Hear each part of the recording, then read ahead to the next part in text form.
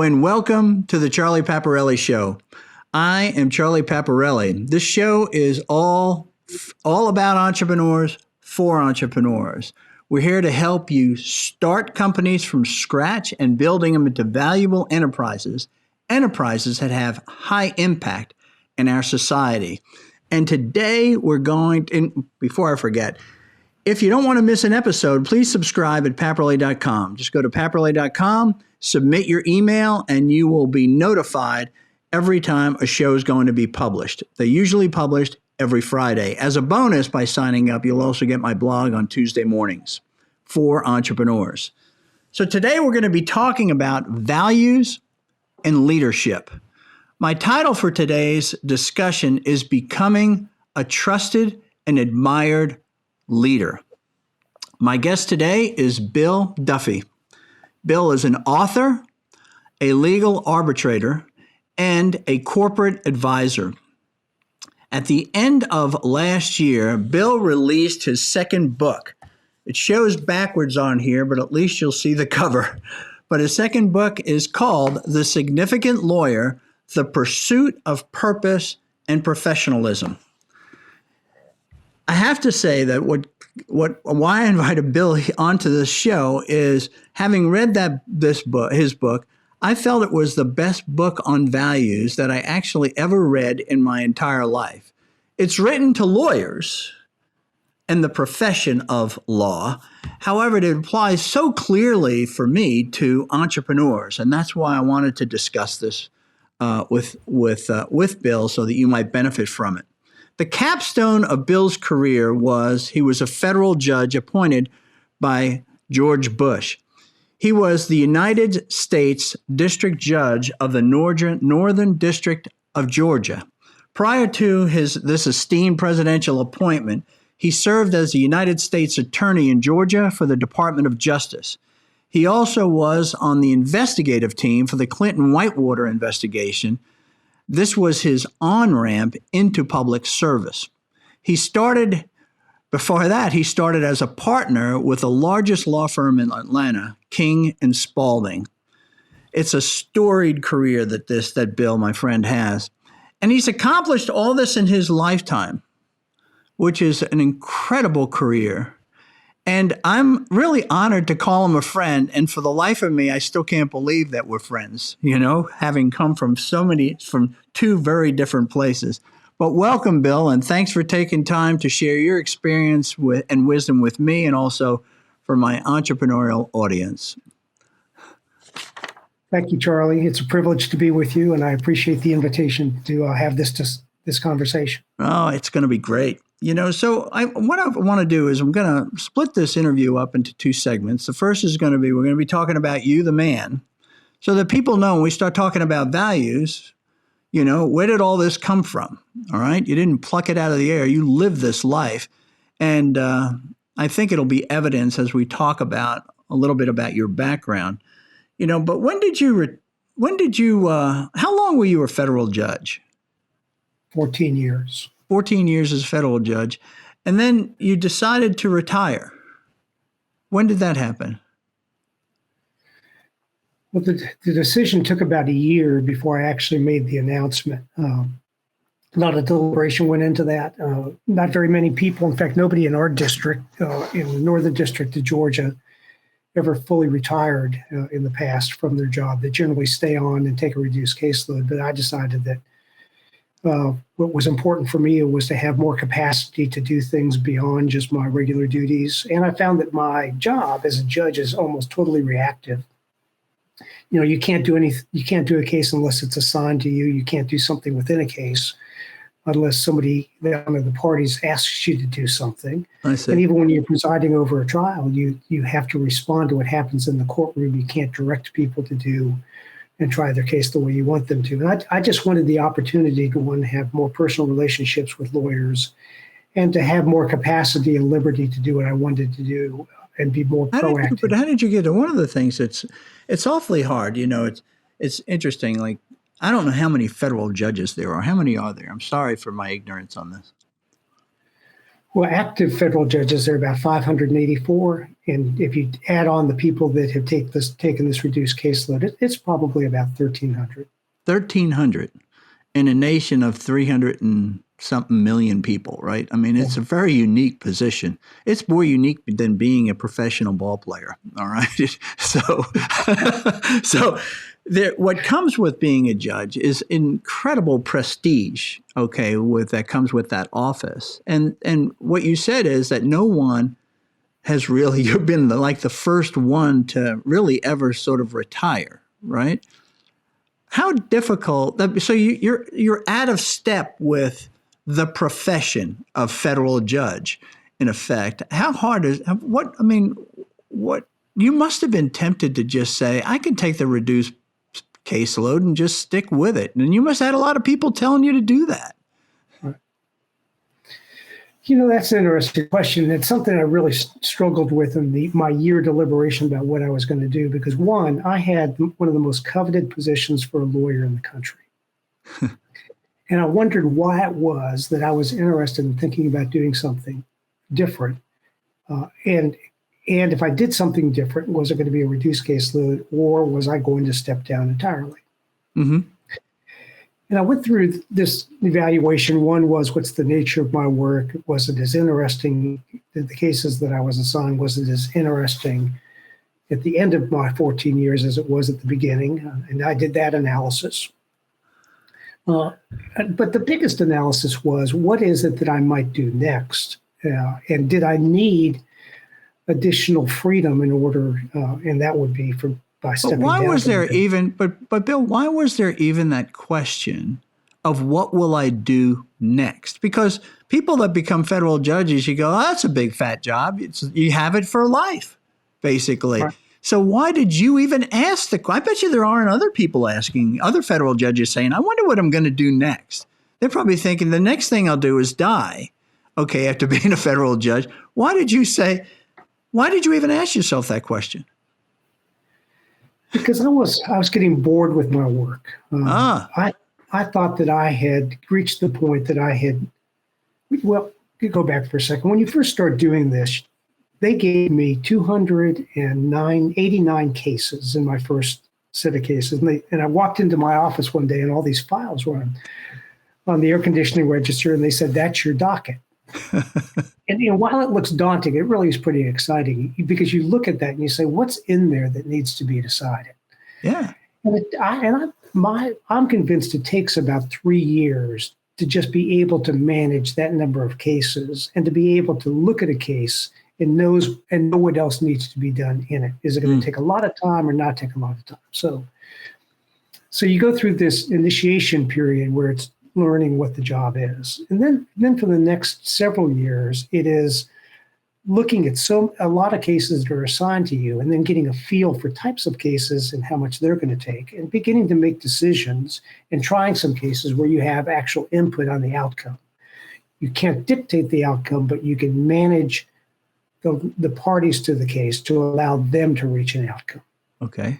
And that's exciting, because that's the part where you become really conversant with your work and can prioritize the cases that you have. But there is a point where a case comes in and you say, I've seen that 5 times before.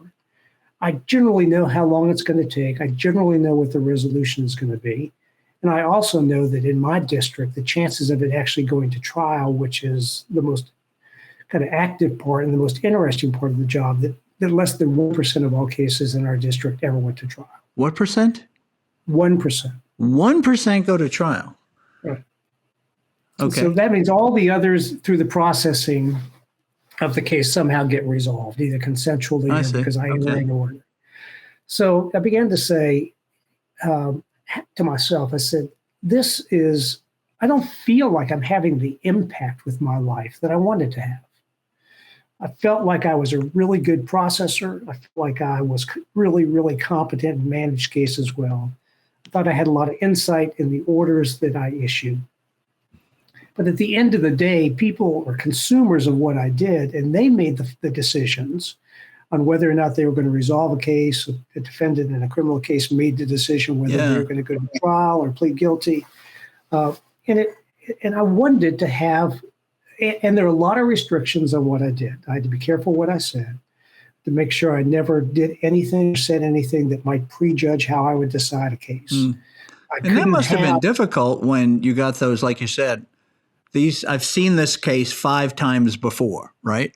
So it must be difficult to maintain objectivity when you've sort of run the track 5 times previously in that particular type matter. Yeah, I'm not sure I'd say that it was hard to maintain objectivity, but it was difficult to know that I knew what the processing would entail, and it became redundant. I see. And when something becomes redundant, I'm not as engaged in it. Yeah. It's interesting. I'll tell you, I have, with regard to entrepreneurs, I could almost look at, there's a term that's used in entrepreneurship, that when you exit, all right, you wind up with, in some cases, you might have an earnout. And with an earnout, you wind up with something called golden handcuffs, right?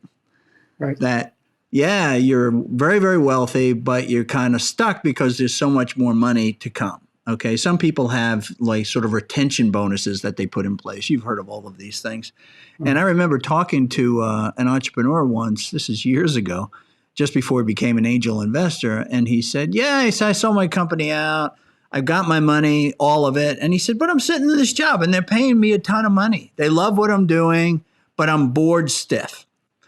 And I said, you need to quit your job because there's probably 10 other people who would just die to have that job. It's their dream, and you're standing in their way. And to his credit, 2 weeks later, he resigned, and it started him off in a whole new life, okay, and a whole new career, which is that he's very excited about, and gave him new freedoms. And I think I'm seeing a lot of that. That's the kind of analysis you went through. Yeah, and that's really interesting parallel, because the moment that my retirement became effective, that slot opened up and a new person could be nominated and confirmed.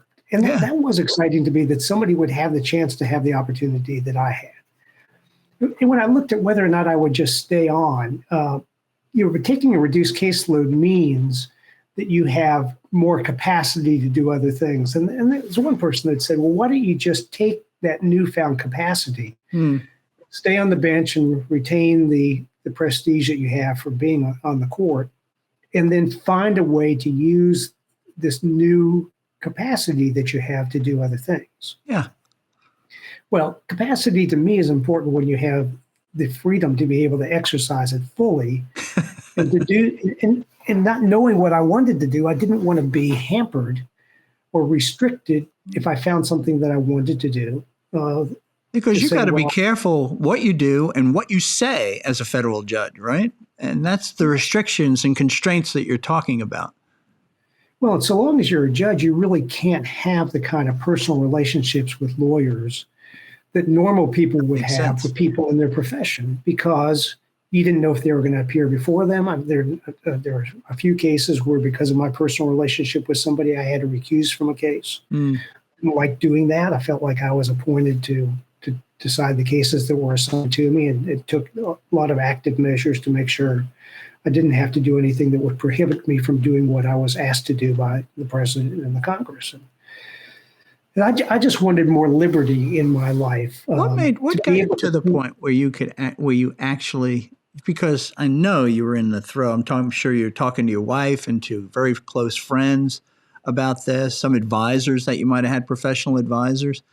And in the end, it comes down to, Bill, what do you want to do? And what finally got you to the point you said, I'm retiring, I'm out?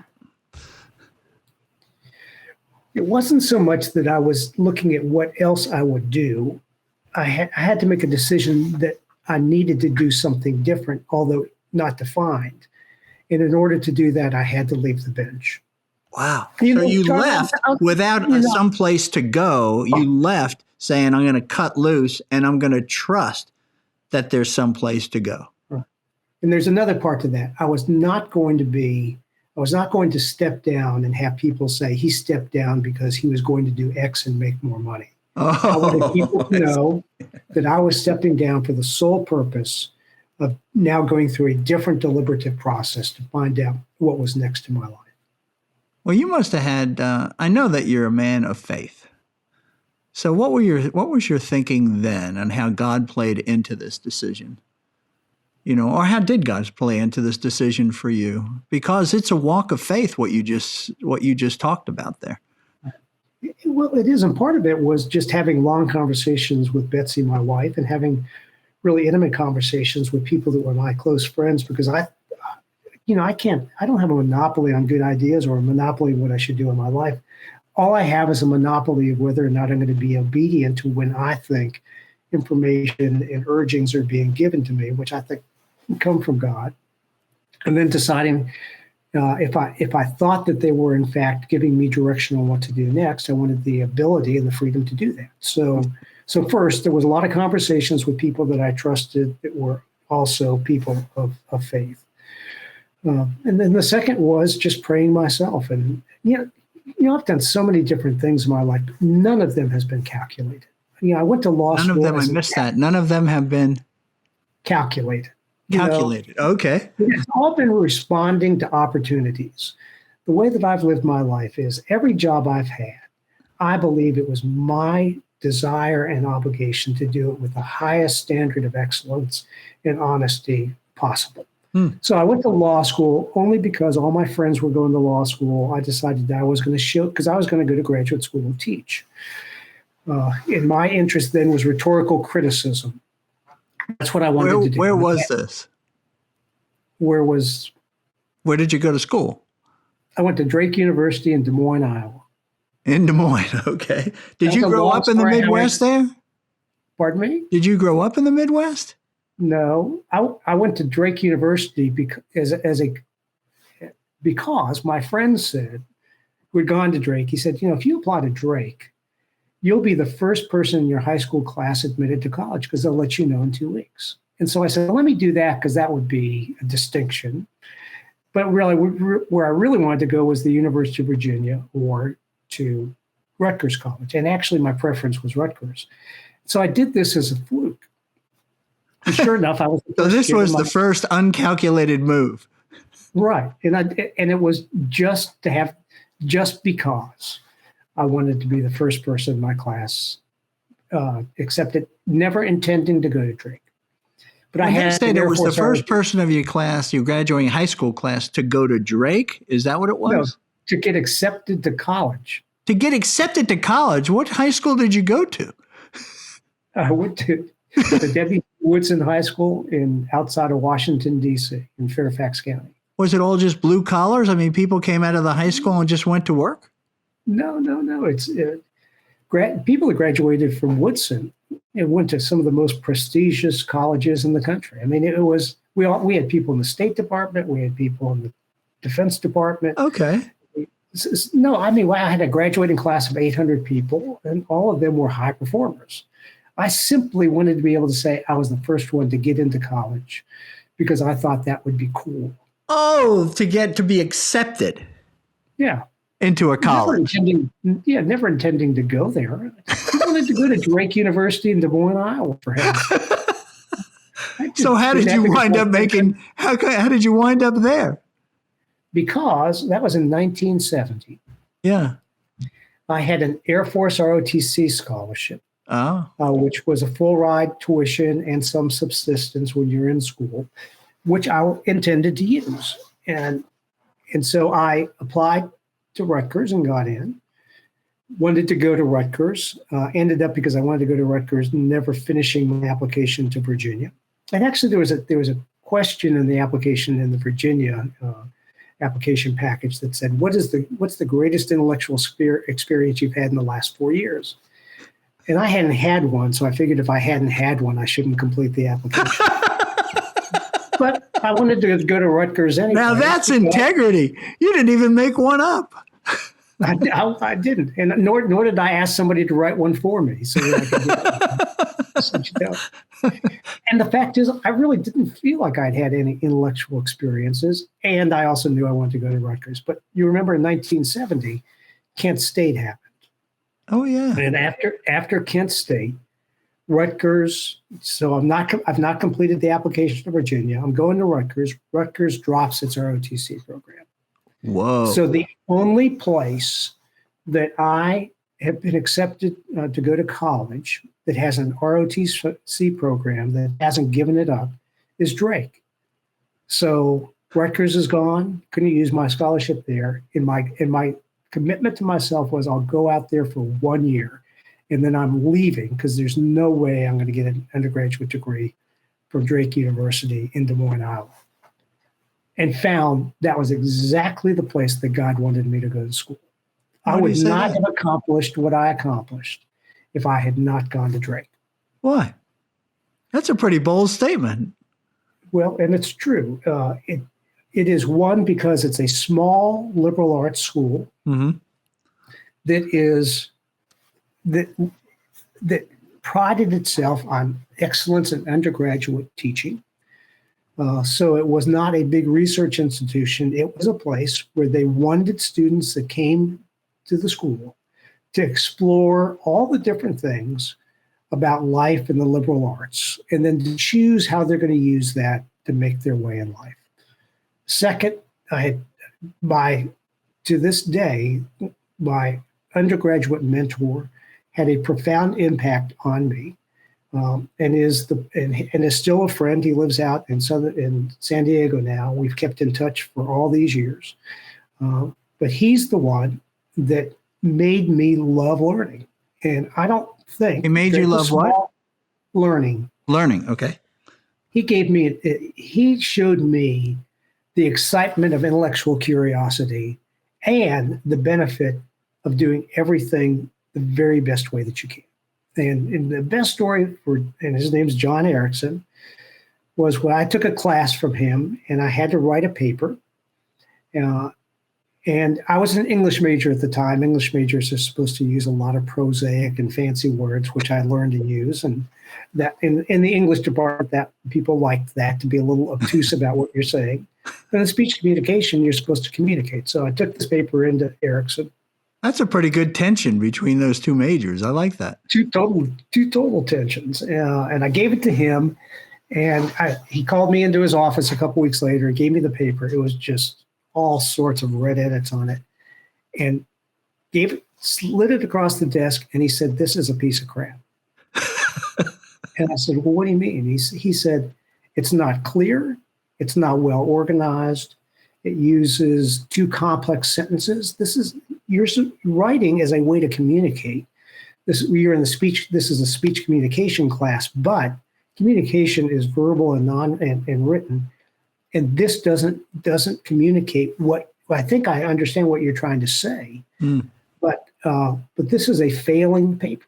Except I will give you 48 hours to rewrite it, and rewrite it in a way that it's understandable and persuasive, and I'll reconsider your grade."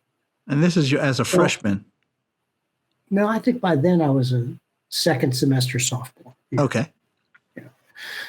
So I had been well trained on how to write obtuse, long, complicated sentences that obviously, as in Erickson's mind, didn't communicate very well. And so I started from scratch, same topic, same thesis, same analysis, and took it back to him, and he gave me a B, and he said, "This communicates what you want to say. And if you want to be successful in life, and certainly if you want to be successful in this class, you need to learn how to communicate well. And it's really hard. And it's a discipline that requires a lot of time. But if you do it, it'll be something that will allow you to do a lot of different things in your life." And he did that for the next 2.5 years. I became his teaching assistant with two other. Why was there such a what created, or if you go back to the genesis of that relationship with Professor Erickson, what was the connection between the two of you? Why did it work? He didn't have that connection with everybody, I'm sure, or every student. Why you? No. And why you to him? Because you had a lot of other professors. There was this small cadre of people that had a similar relationship. But for me, it's clear that he cared about the students that he taught, provided the student cared about the work that they were doing and the subjects that they were studying, and worked hard to produce the highest quality work product possible. And if you committed to those things, he committed to invest in your life to help you become successful. And not by finding you jobs or anything, but helping you understand. I did want to stop there for a second, because this is a really important topic. This having mentors in your life, okay? Because people just go out and they say, "Hey, will you mentor me?" And I always push back on that, because I never had that experience. I mean, of me going out and saying, "Mentor me." It was the same experience you described, and you encapsulated the criteria so clearly.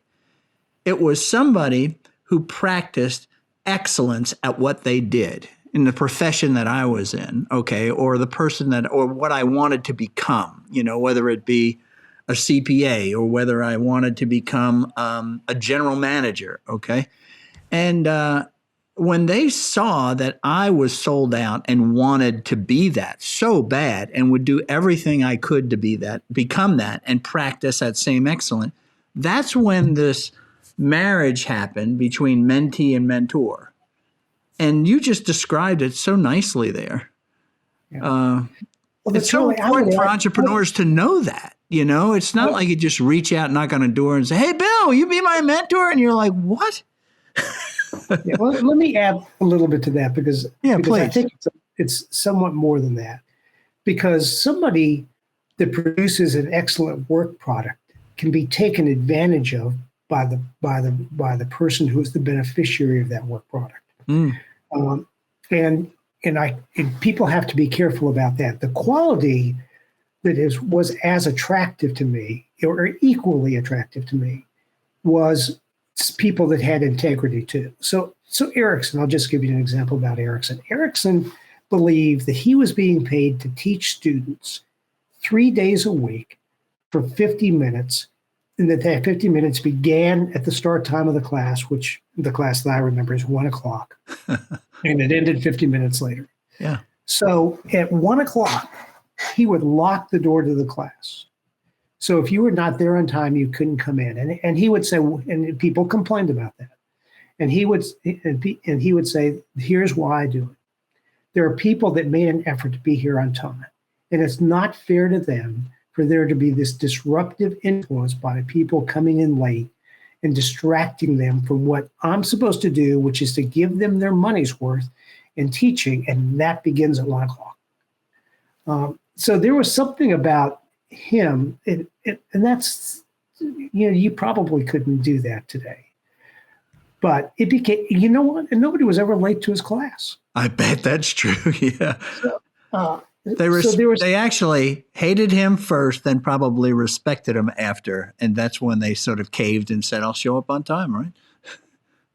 And what's the easiest thing for Erickson to have done on that paper? Well, the easiest thing would have been to say, "This is your grade, never call me in," but to say, "I have an obligation to you. I'm going to fulfill that obligation to you, which is to teach you." And teaching goes beyond just what you learn in the classroom. Teaching is also in these private communications about the work that you're doing, and goes beyond. It goes to me telling you that it's important for you to have high standards of excellence. But I don't think you've been taught that. I'm going to give you the opportunity to learn it. And then I hope that you employ it, because I'm interested in developing you not as a great student, but also as a great person. So I think it's two things. I think it's excellence and integrity. When he gave you that sort of second chance, when he told you does not communicate clearly what you're trying to say, if sentences are too complex or whatever, you use like prosaic terms or whatever you were saying as an English major. What was your reaction to that when he told you that? Well, not happy. Well, I get the not happy, but then from not happy, you have a choice. Right. And I said, I knew once I read his comments, I knew he was right. And And then I intended to prove to him that with this second chance, that I could in fact respond to criticism in a way that advanced my work rather than to pout about it and not put all the effort necessary to turn it into something that I would be proud of and that I thought that he would respect. I think those are, I asked that question because we all have these early tests in our life. They're choices. You can cut one way or the other. You can say, oh, the old man doesn't know what he's talking about. This paper's fine, and defend it, whatever. Now, you still would have gotten your C or maybe a D on that. I don't know. Okay. But you didn't. You said, he's pouring himself into me. He's going out of his way, and I'm going to respect that. I'm going to learn.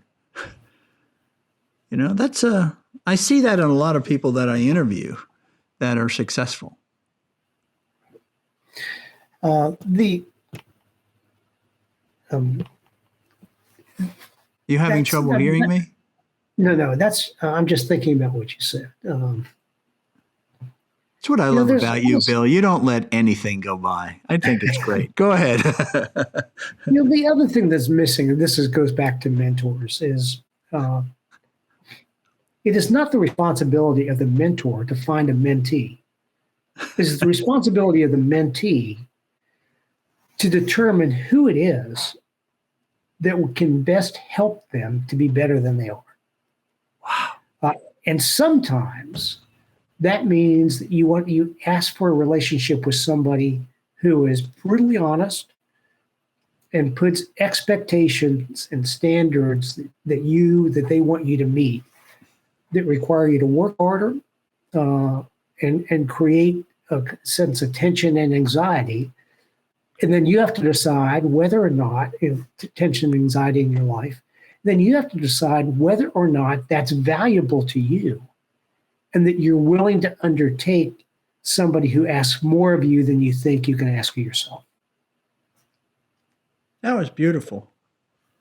If whoever's listening to this, if that's all you heard is this discussion about mentors, you've gotten your money's worth. This is very valuable to people. It's hard for entrepreneurs to actually, they know in cases that they know in some cases that they need mentors. They have no idea how to proceed. And you wind up with these incubators around town or even around the country assigning mentors. Right. And it's so artificial. And it doesn't they're not going to be the people that their mentees are going to be talking about the way you talk about Professor Erickson here. What's this, 50 years later? Right. It's incredible, isn't it? So you get out of Drake with this double major? You graduate? Well, yeah, my degree was in English, but I had almost as many speech communication classes. But I was an English major. Oh, you were? Okay. Right. So went to law school. Well, that got you certainly reading a lot every week as an English major. I did read a lot. One of my most interesting classes, it was a quirky sort of professor, but I liked him a lot. And he had high standards too. He taught a class on science fiction literature at a time when people questioned whether or not science fiction was in fact literature. But he liked it, and he thought that there was a lot more to science fiction than people gave it credit for. And he made us read 25 books in a semester. Now, they weren't all real long, but 25 books is 25 books. And somebody told me that. They said, well, it is a lot of reading, but first, it's not like reading a political science text.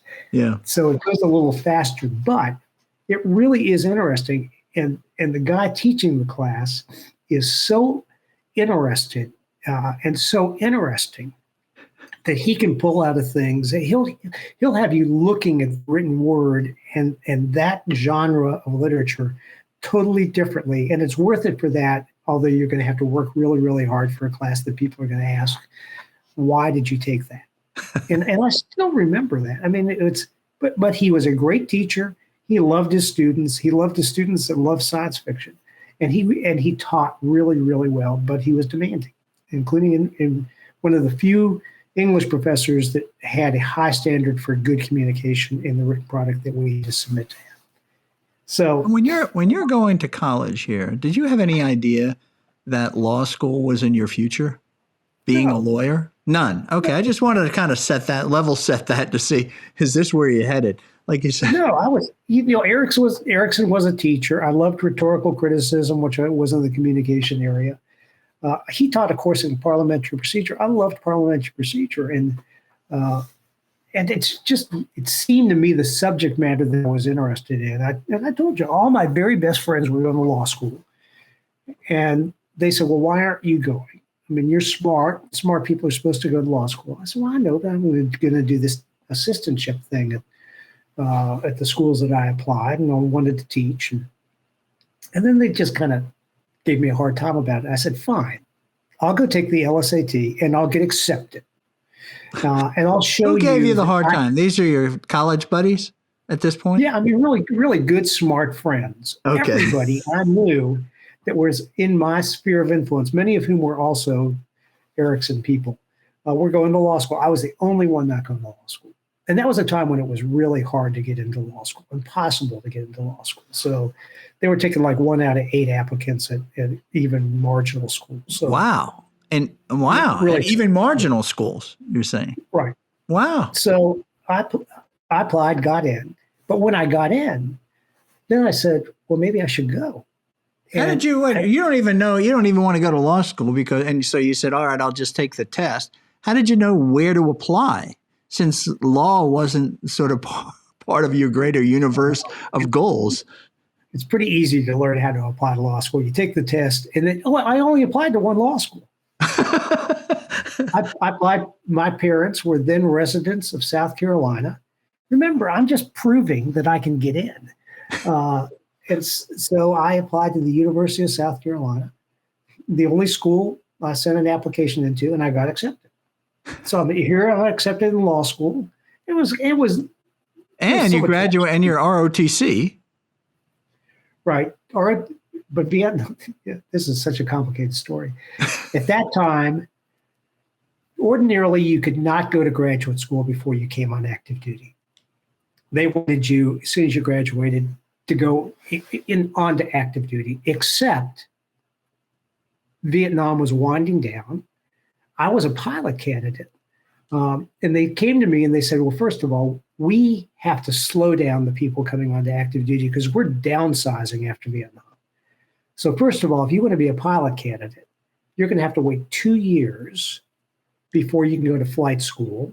After you go to flight school, which is a year, that only after the end of that first year do you begin paying back your obligated duty, which was 5 years. And I began counting that up. I said, well, that's a long time to get out of the Air Force. I was pretty sure I was not a career person. And so they said, so we have 2 options for you. One, if you give up your pilot status, which we would like for more people to do because we don't need as many pilots as we have coming on, then you'll only have a 4-year commitment, which was what regular non-pilot people had.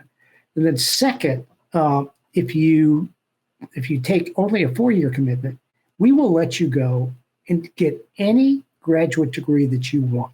Usually you had to go and get something in engineering if they let you go, but they normally didn't let you go. And I said, well, okay, I've been accepted to law school with law school count. They said, that's pretty good because that's 3 years that you don't have to come on active duty. So that benefits us, but we can't guarantee that you'll come on as a lawyer. I said, well, that's fine. So now I have this 2 options, law school or graduate school. And I had struggled with it. Erickson was on sabbatical, so I really couldn't talk to him. He was down somewhere in some foreign country studying. But I talked to the dean of my college and had spent almost an entire Saturday with him going over this graduate school versus law school. And he said, you really can't decide. And I said, that's why I'm here. And you're just asking me questions. I mean, you're not giving me any answers. He said, well, let me ask you one final question. Knowing that you were torn between this, if you went to law school and didn't like it, would it be easier then to go back to graduate school? Or if you went to graduate school and didn't like it or wanted to try law school, could you then go to law school? I said, well, that's clear. Law school position is I have to take it immediately. And if I wanted later to try, I'd have to go through the whole process again. Both graduate schools were willing to say, if you want to take a year off before you start your studies, that's fine with us. We'll hold your assistantships. And so I said, well, and he said, isn't that as good a criteria? I mean, if you can't decide, go down if you don't like law school and then go back to graduate school. You've only lost a year. I said, well, that makes perfect sense. I went back, it was that Saturday, and I said in my letter saying I accepted my position in the law school class. And so then you go to law school thinking when you got into undergraduate, you were going to be a professor, right? Right. So you're in law school now with a bunch of people, some of which actually want to become lawyers, okay? Had no desire. I did never look to going to law school for the purpose of practicing law. I went to law school because I wanted to go to a place that was rigorous, that had high standards, that was hard, and where I thought that it would be intellectually challenging. And I never said, and I get to be a lawyer after this. It was that first year for me was this intellectual cauldron that I loved. I loved law school. I loved all 3 years of law school. And were you in love with the law? I loved the law. I loved the discipline of it. I loved how hard it was to tease out the correct answers to questions. And so as a body of knowledge and as an activity, intellectual activity, I really like that. And remember, I've got to go to the Air Force anyway, so it's not like I could finish law school and go into practice. Yeah. Although I tried. Oh, you did? Want to hear that story? I did. Yeah, I did. So I've got this 4-year. You must have graduated. You're a smart guy. You must have graduated top of your class. You had probably offers from law firms. Well, or interest. Yes. What happened was I decided that I knew that they didn't need more officers. I hadn't really talked to them about going on active duty as a lawyer. I just wanted to get out of my commitment. And I did apply to firms in Atlanta and was successful in getting interviews. And why did you apply knowing you had this postgraduate commitment? That's a good question. It's because everybody else was applying, and I was testing the waters, as you would say, to see whether or not I was. Just want to see if I'm attractive, right? I mean, am I a good candidate? I mean, it might have been also ego to be able to say, well, I applied and they're going to give me. Sure, I get it. Yeah. So I did that, and then we lived in Walterboro, South Carolina, where my dad was a hospital administrator. And I decided that because our senator was coming into town, that I would talk to the senator to see whether or not it was possible to get out of my active duty commitment. And so I made an appointment to see him when he was in town on a Saturday. I do a lot of stuff on Saturday, I guess. And my dad goes with me. I really can't remember exactly why he did. I'm sure I must have asked him, but he never tried to direct me. It was something I had set up. I asked him to go. He said he would go. And so we walk into the senator's office. And who was the senator? Strom Thurmond. Okay. Famous. Wow. Very famous. You know. Yeah. So we go into his office. And he's in the courthouse, so we're in a courthouse office. And he very patiently listens to my argument about, I know the Air Force doesn't need more officers. They gave me this educational delay. They really can't. I now have I'm getting a law degree. They won't say, and I understand they can't promise me that I'll go into the JAG Corps. And I'm a South Carolinian. I'd like to, with my degree and my academic performance, I'd like to try to go to a big law firm and see if I can meet the test of really hard work. He had some short conversation with my dad, I think, about what he had done. Well, my dad was a career military officer and had retired after 30 years on active duty. He was what's called a Mustang, meaning he went in at the lowest enlisted rank, and then during the Korean War got his commission as an officer. That the very short form of that went to Senator Thurmond, and he listened to me, and I made my ask, and he said, "Bill, your dad served honorably in the Navy for 31 years. He gave 31 years of his life to our country, and his service is what it was honorable, and he benefited a lot of people just by serving. You have a military obligation, and I understand fully where you are, and I accept fully that we don't need as many officers as we used to. But you know that the reason why you got an undergraduate degree is because your country paid for you to go to college. And the honorable thing for you to do would be to accept the obligation that came with that benefit.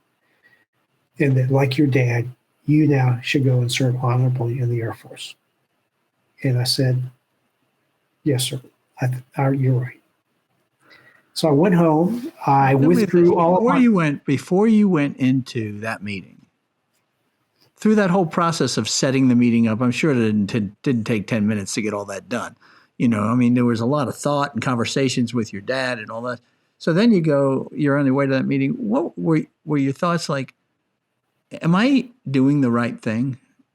Am I asking for something that I really believe in? I mean, because that's one of those, we're going to be talking about values. That's one of those tests of values, right? Honoring commitments, right? In going to the meeting? And just going to the meeting. What was your inner thoughts? You see, that's what I'm saying. So even if he gave you the free pass, would you have felt like, oh, that really, well, he justified something that I didn't believe in? Or did you think, what did you think? I don't know what you think. I don't want to put words in your mouth. I did it because I was responding to the expectations of other people.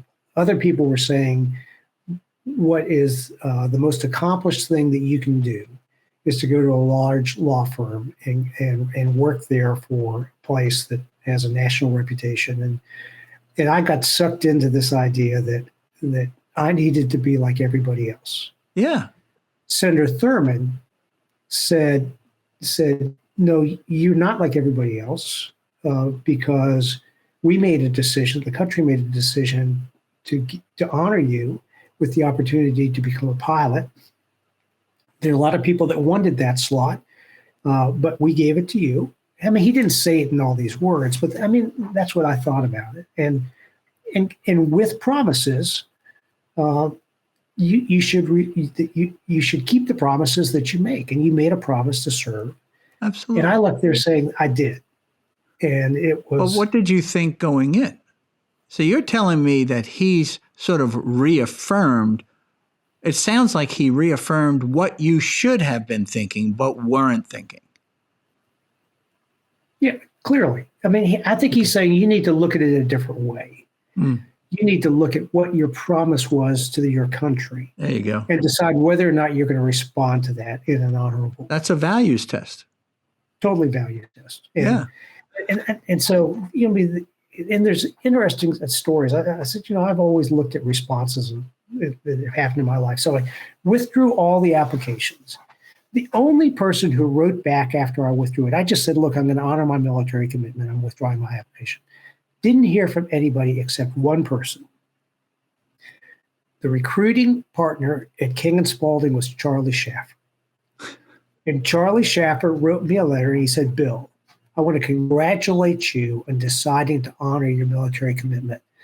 I know you won't be available for 4 years, but when you are, write us and let's talk. Huh. And I thought he meant it. And when I was leaving the Air Force, I wrote to Charlie Schaffer and he said, I remember you. Come on in. Wow. So he kept a promise to me because I kept a promise to my country. So it's, it was great affirmation. And that's where I went up. That's where I went to work. and largely because that was a value at King and Spalding, was that they looked for people that they thought would add not just hard work and intellect to the practice, but they looked for people that fit in the values culture of King and Spalding. Now, the values then were different than the values are now, but it was still, I always thought, was a value-driven firm. What does that mean?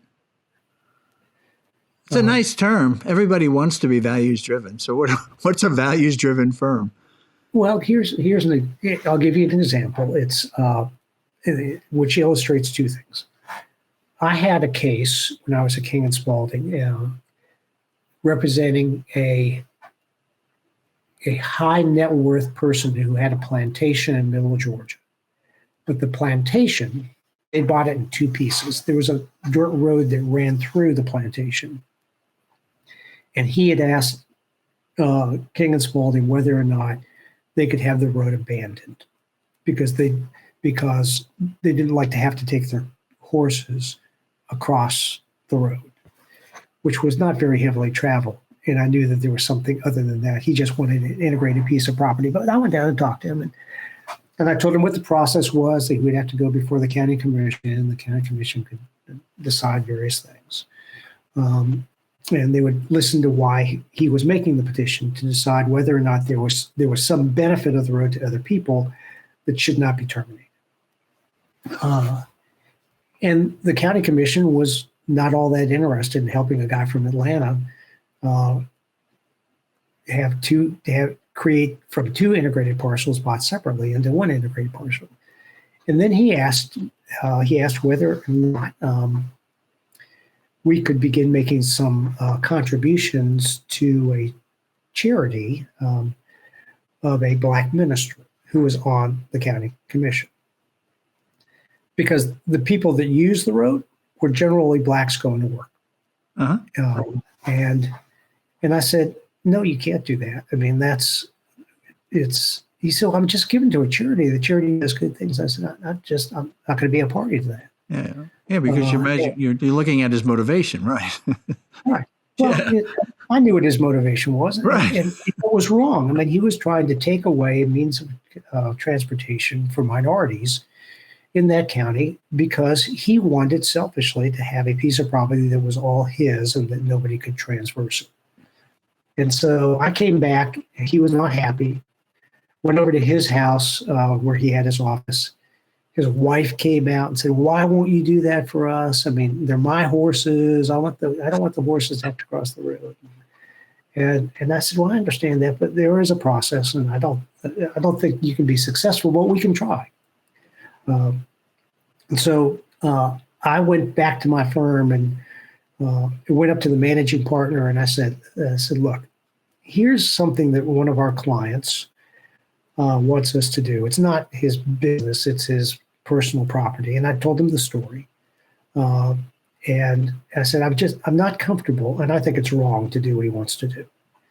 And he said, "So what do you want to do?" He said, "I want to fire him on this engagement." And the managing partner said, "I think you should." And then about an hour later, I got a call from the managing partner. He said, "Well, I just got a call from Mr. X. He called to fire you." And I said, I can't do that. He said, "Why can't you do that?" He said, "Because we just fired you." But in that were two things. Yeah, what did that say to a young lawyer? Right? There were two values. One is that there is a right or wrong, and there are cases that we should not take because they ask us to do things which are not moral or ethical or honest. The second thing is, in a partnership, people support each other. And here was the managing partner saying, "What do you want to do? I agree. That's what I think you should do." And then stood up to the guy when he called to try to bully me off his case to get somebody else. He just said, "No, we've already terminated the engagement." Let me tell you, it told me tons about the character of the firm. Yeah. That's values driven, right? So it's not what we say, it's what we do. Right. And sometimes it's what we do about what we say. Right. It's all integrated. The way you act is consistent with your values. Your values are reflected by the way you act. And then you moved, did you, just like you had a Mr. Erickson, it's always interesting when you get into a new law firm, especially one as prestigious as King and Spalding. Did you have any, did you seek out or wind up developing mentor relationships there that helped move your career along? My principal mentors were Griffin Bell, former Attorney General of the United States and Court of Appeals judge, and Frank Jones, who was one of the finest trial lawyers in America when he was trying cases. And they mentored you? Well, here's another example of the responsibility of the lawyer to pick their mentor. Judge Bell had just been asked to be to do an internal investigation of E.F. Hutton. You might recall years ago, E.F. Hutton pled guilty to 2,000 counts of mail and wire fraud based upon their banking practices. And having pled guilty to that, the board of directors wanted to know what happened, who was responsible for it, because they wanted to see what action they needed to take once they identified what the problem really was. And so Judge Bell was asked to do that, and he started to put together a team. And by that time, Judge Bell and I had become known to each other, and I was doing a little bit of work. He wasn't Judge Bell yet. What do you mean? Was he Judge Bell then when you're telling this story? Was he a judge? Well, he was a former judge. He'd already served on the board. He did? Okay. He'd already served as Attorney General, so this was late after his public service. So he's quite a bit older than you at that time. Yeah, he was in his 60s. I was in my 30s. Okay. Yeah. So here, this was kind of typical Judge Bell. Is the first thing I ever went to at King and Spalding, because I got out of the Air Force, moved up here in December of 1980. And Byron Attridge was the head of the litigation department. And Byron called me, he said, the firm Christmas party is on Friday. You really need to come to that. You'll get a chance to meet some people. And I just encourage you to do that. So I went out and rented a tux, and Betsy went and got some address. And I showed up. And of course, King and Spalding had no name tags because we lived under this fiction that everybody knew everybody. And if you wore name tags, you have to admit you didn't. So I love that. We lived under this fiction. I love that. we walk in, everybody's in the same tuxedo. I'd only been there once before when I interviewed, so I didn't know very many people. And one of the few people to come up to me was Judge Bell, and he came up and he said, "Bill, glad to see you here. Understand this must be your wife, Betsy." He knew all of that. I don't know how he knew all that. I don't think he studied up. He had an incredible memory for people and what people did in their families. And so, and he liked the fact, he loved people that had been on active duty. In fact, I'm not sure if I hadn't been on active duty before I came to the firm, we would have ended up having the relationship that we had. So going back to the value of sticking with your values and promises that Strom Thurmond taught me. Here I was with somebody who I think enjoyed the fact that somebody was coming to the firm that in fact had been on. Well, I think he valued, obviously, because he did it too, public service. He did, and he served in the Army, so we had a little bit of a relationship. But I heard wind of the people that were going to be asked to do this E.F. Hutton investigation. In the wind that I heard, I was not on the list.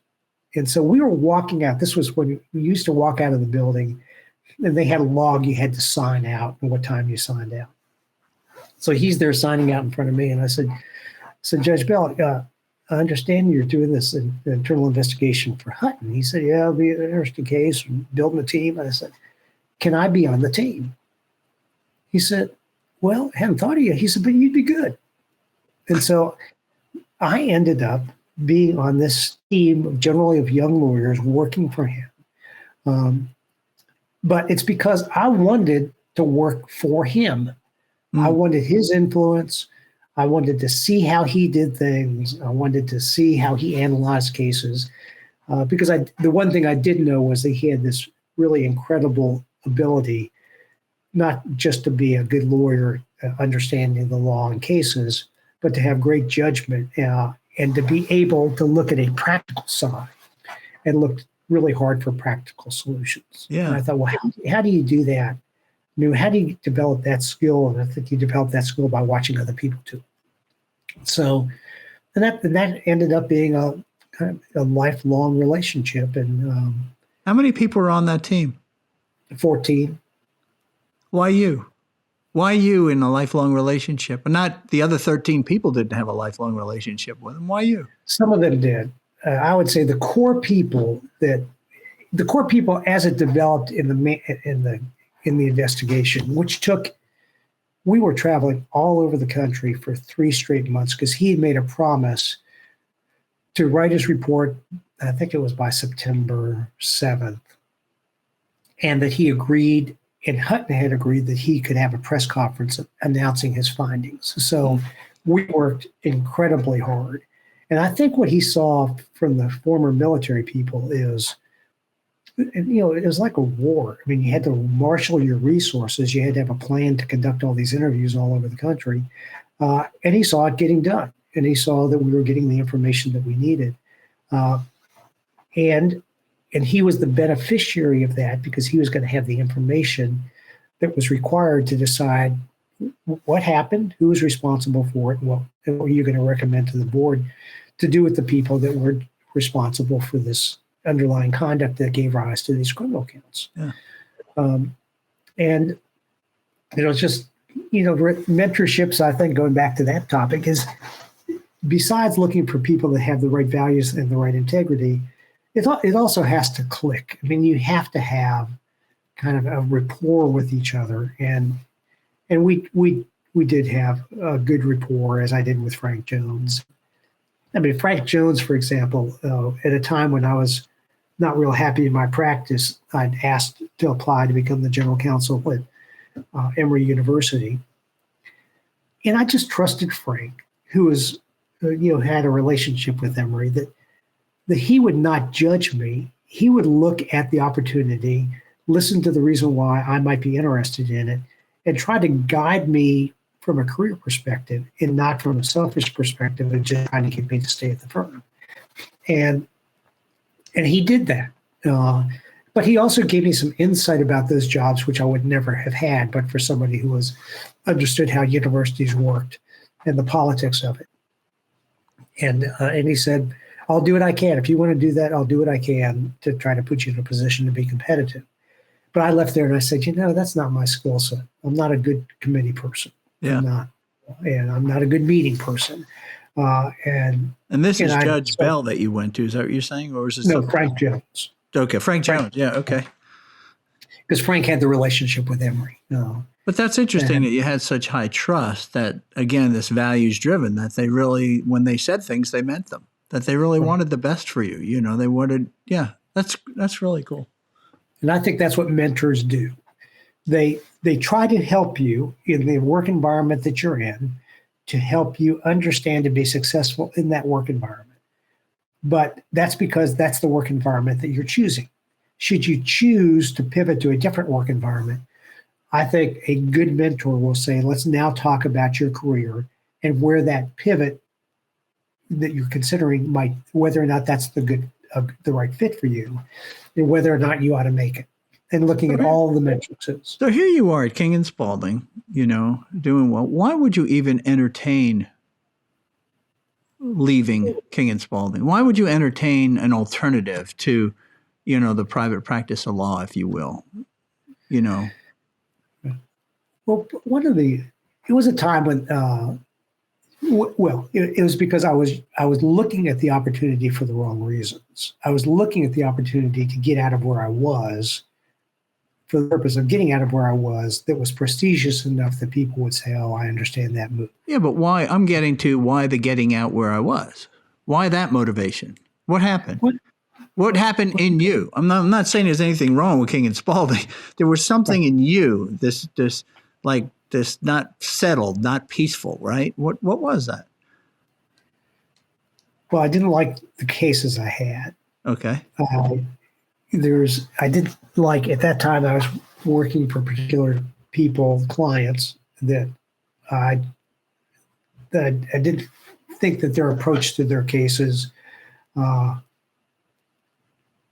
took a broad picture, other than money. How much money were they going to get out of it, and we're not looking at, well, what's the fair thing to do with somebody else in a commercial relationship, or if I do need to terminate the relationship, is there a way to do it other than suing them? Excuse me, for an alleged breach of contract. I just didn't like the people I was working for. So what you're saying, but what you didn't like is you didn't like their values because they were contrary to your values. Right. That's really what it was. Well, and then the other thing was I was spending so much time doing it. The other value that I was missing was being with my family. I mean, I was working 6 days a week, sometimes 7 days a week. And I wasn't seeing my kids and was kind of irritable at home because I was under so much pressure. How old were you at that time? I was probably in my mid-30s. Yeah, I think it happens. That's when this happened to me. Same exact thing. I had the best job I would ever dream of having, making the most money I ever thought I would ever make, traveling first class wherever I went.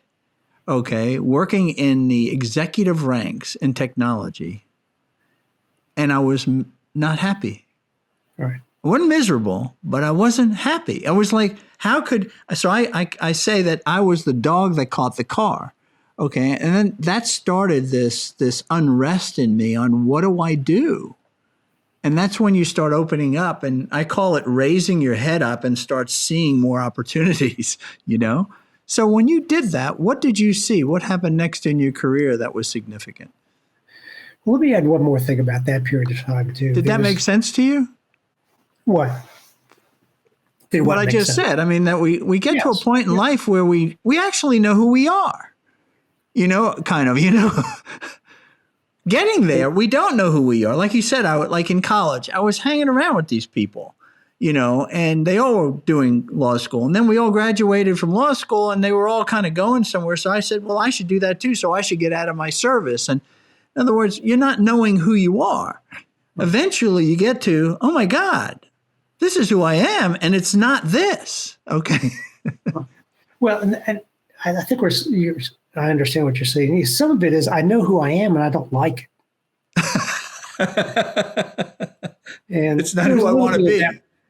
Right. I mean, I've accomplished all that. I've been incredibly successful, but I'm giving up things which I never thought I would and never wanted to. Right. For something else that you never really wanted to go after, except that everybody's going after it, and that's the measurement. It's Carl Jung said, if you don't know who you are, the world will tell you. Yeah. and that is, and I've coined this phrase that sometimes you find in your life that you're living by the tyranny of the expectations of others, the expectations of what others think that you should do or what others think is success. And that just sort of creeps into your life because what other people think you ought to be doing, what your success ought to be, you've achieved it. And then you begin to say, well, what's wrong with me? The fact is there's nothing wrong with you other than you're different from somebody else. And so I had an older, just on that same line, that Young comment that you made and the second comment that followed it, is I had somebody that put it in a different way. This is somebody, when I told them I'm leaving corporate and how I'm not, I knew I needed to leave, but I'm not settled about leaving. There's this breaking away, which is very difficult. And he said, you just got to know, if you want to know what you want out of life, you have to leave the places that tell you what you want out of life. Okay. Right. Same thing. Exactly. Exactly. And of course you join King and Spalding and they have a path, right? Don't you want to be a partner? Right. I mean, there you go. And those are the gates you have to go through to get there.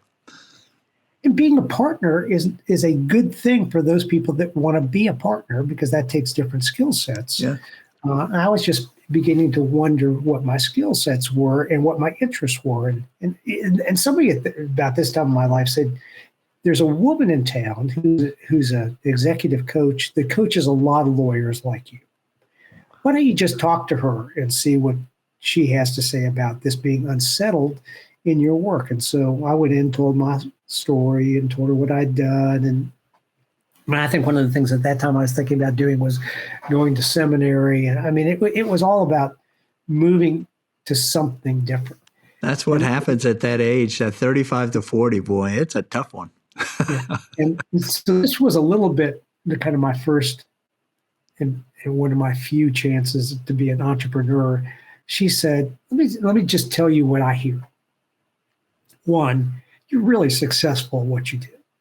I mean, you're in a big law firm, you're respected, you're probably going to make partner. I might have actually made partner by that time. I think I made partner when I was 38.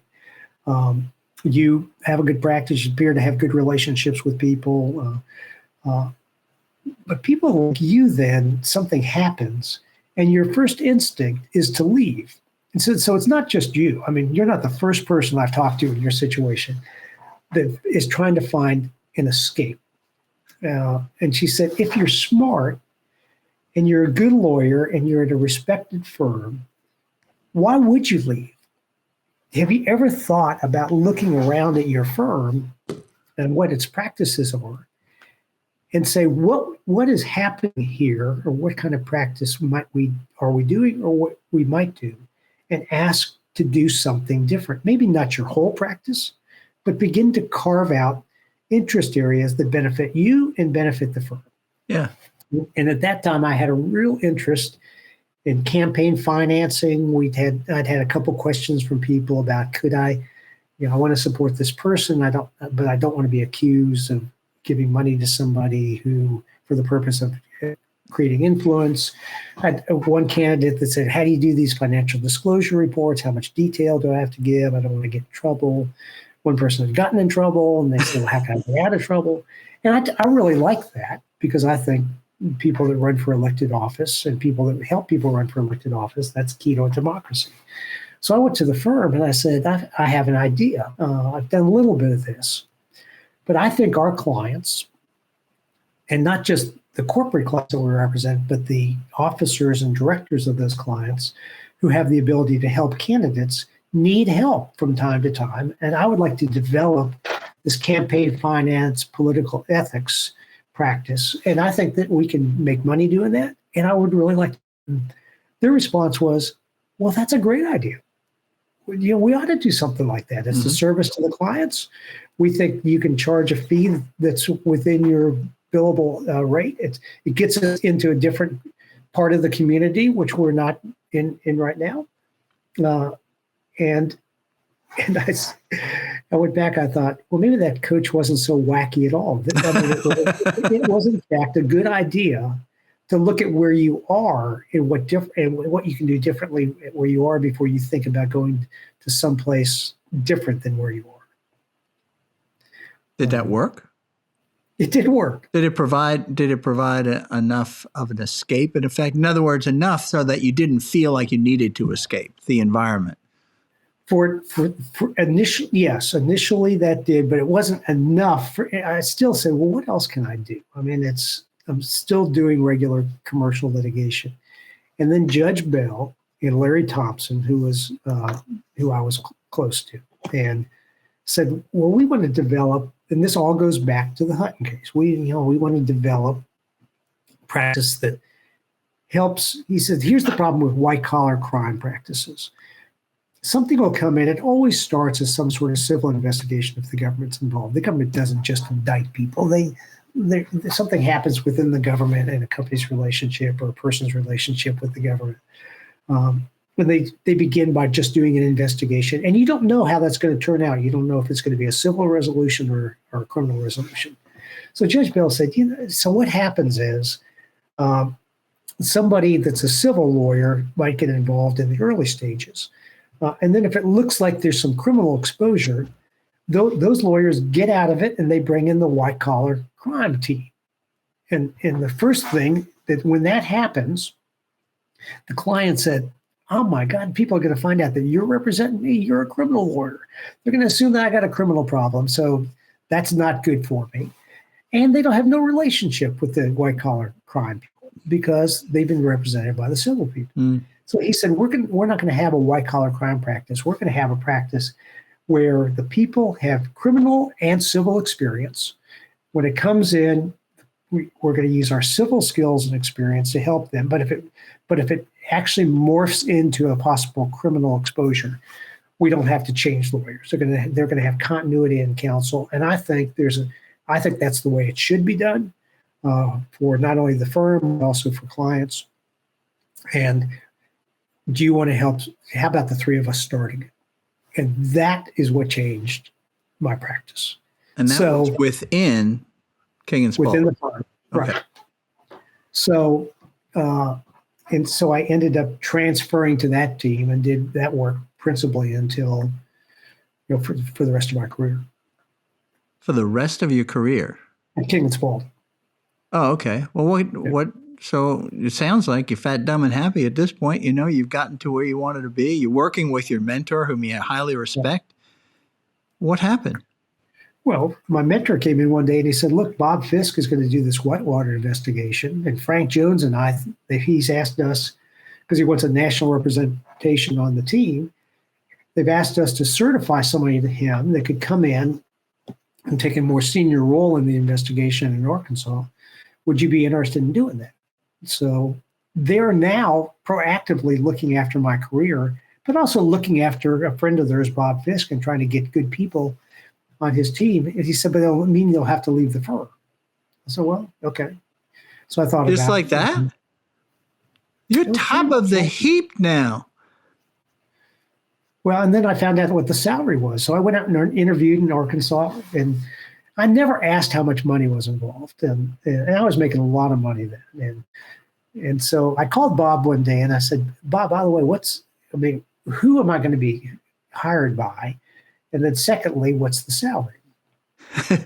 And he had already, he was leaving Davis Polk and was going to take a government salary. So he said, "Well, the salary is based upon your experience. You're actually be a Department of Justice employee for the purposes of being able to then, and you'll be an assistant United States attorney in the Atlanta office, but you'll immediately be detailed out to Arkansas. So that's the way that's going to work." And he said the salary is $94,000 a year, which is about 20% of what I was making.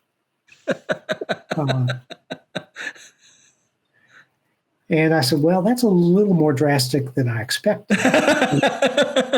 And Betsy and I sat down and said, "How are we going to do this financially?" I mean, we had a house. Well, wasn't there this, before you go there, wasn't the second half of this too, you had to move to Arkansas? I did move. That's right. Okay, go ahead. So you go back to Betsy, continue that thing. So I told Betsy, "I don't know, it's a lot of money. He's moving to Arkansas. Did we want to do that?" All of our friends and connections were in Atlanta. Fisk asked for 18 months commitment, thinking that we would do the bulk of the work in 18 months. And then Betsy said a couple of things. She said, "I don't know financially what it's going to take, but whatever it takes, we can do that." And then secondly, she said, "If there's any question about how I feel about this, it's this. I think that this is really an important thing for you to do, and there's nobody better that I know to do this than you." Huh.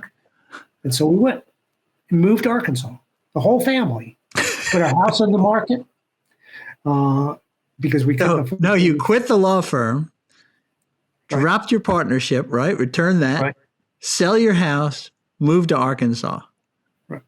That is a dramatic change in a life. We didn't sell the house. Nobody wanted to buy the house.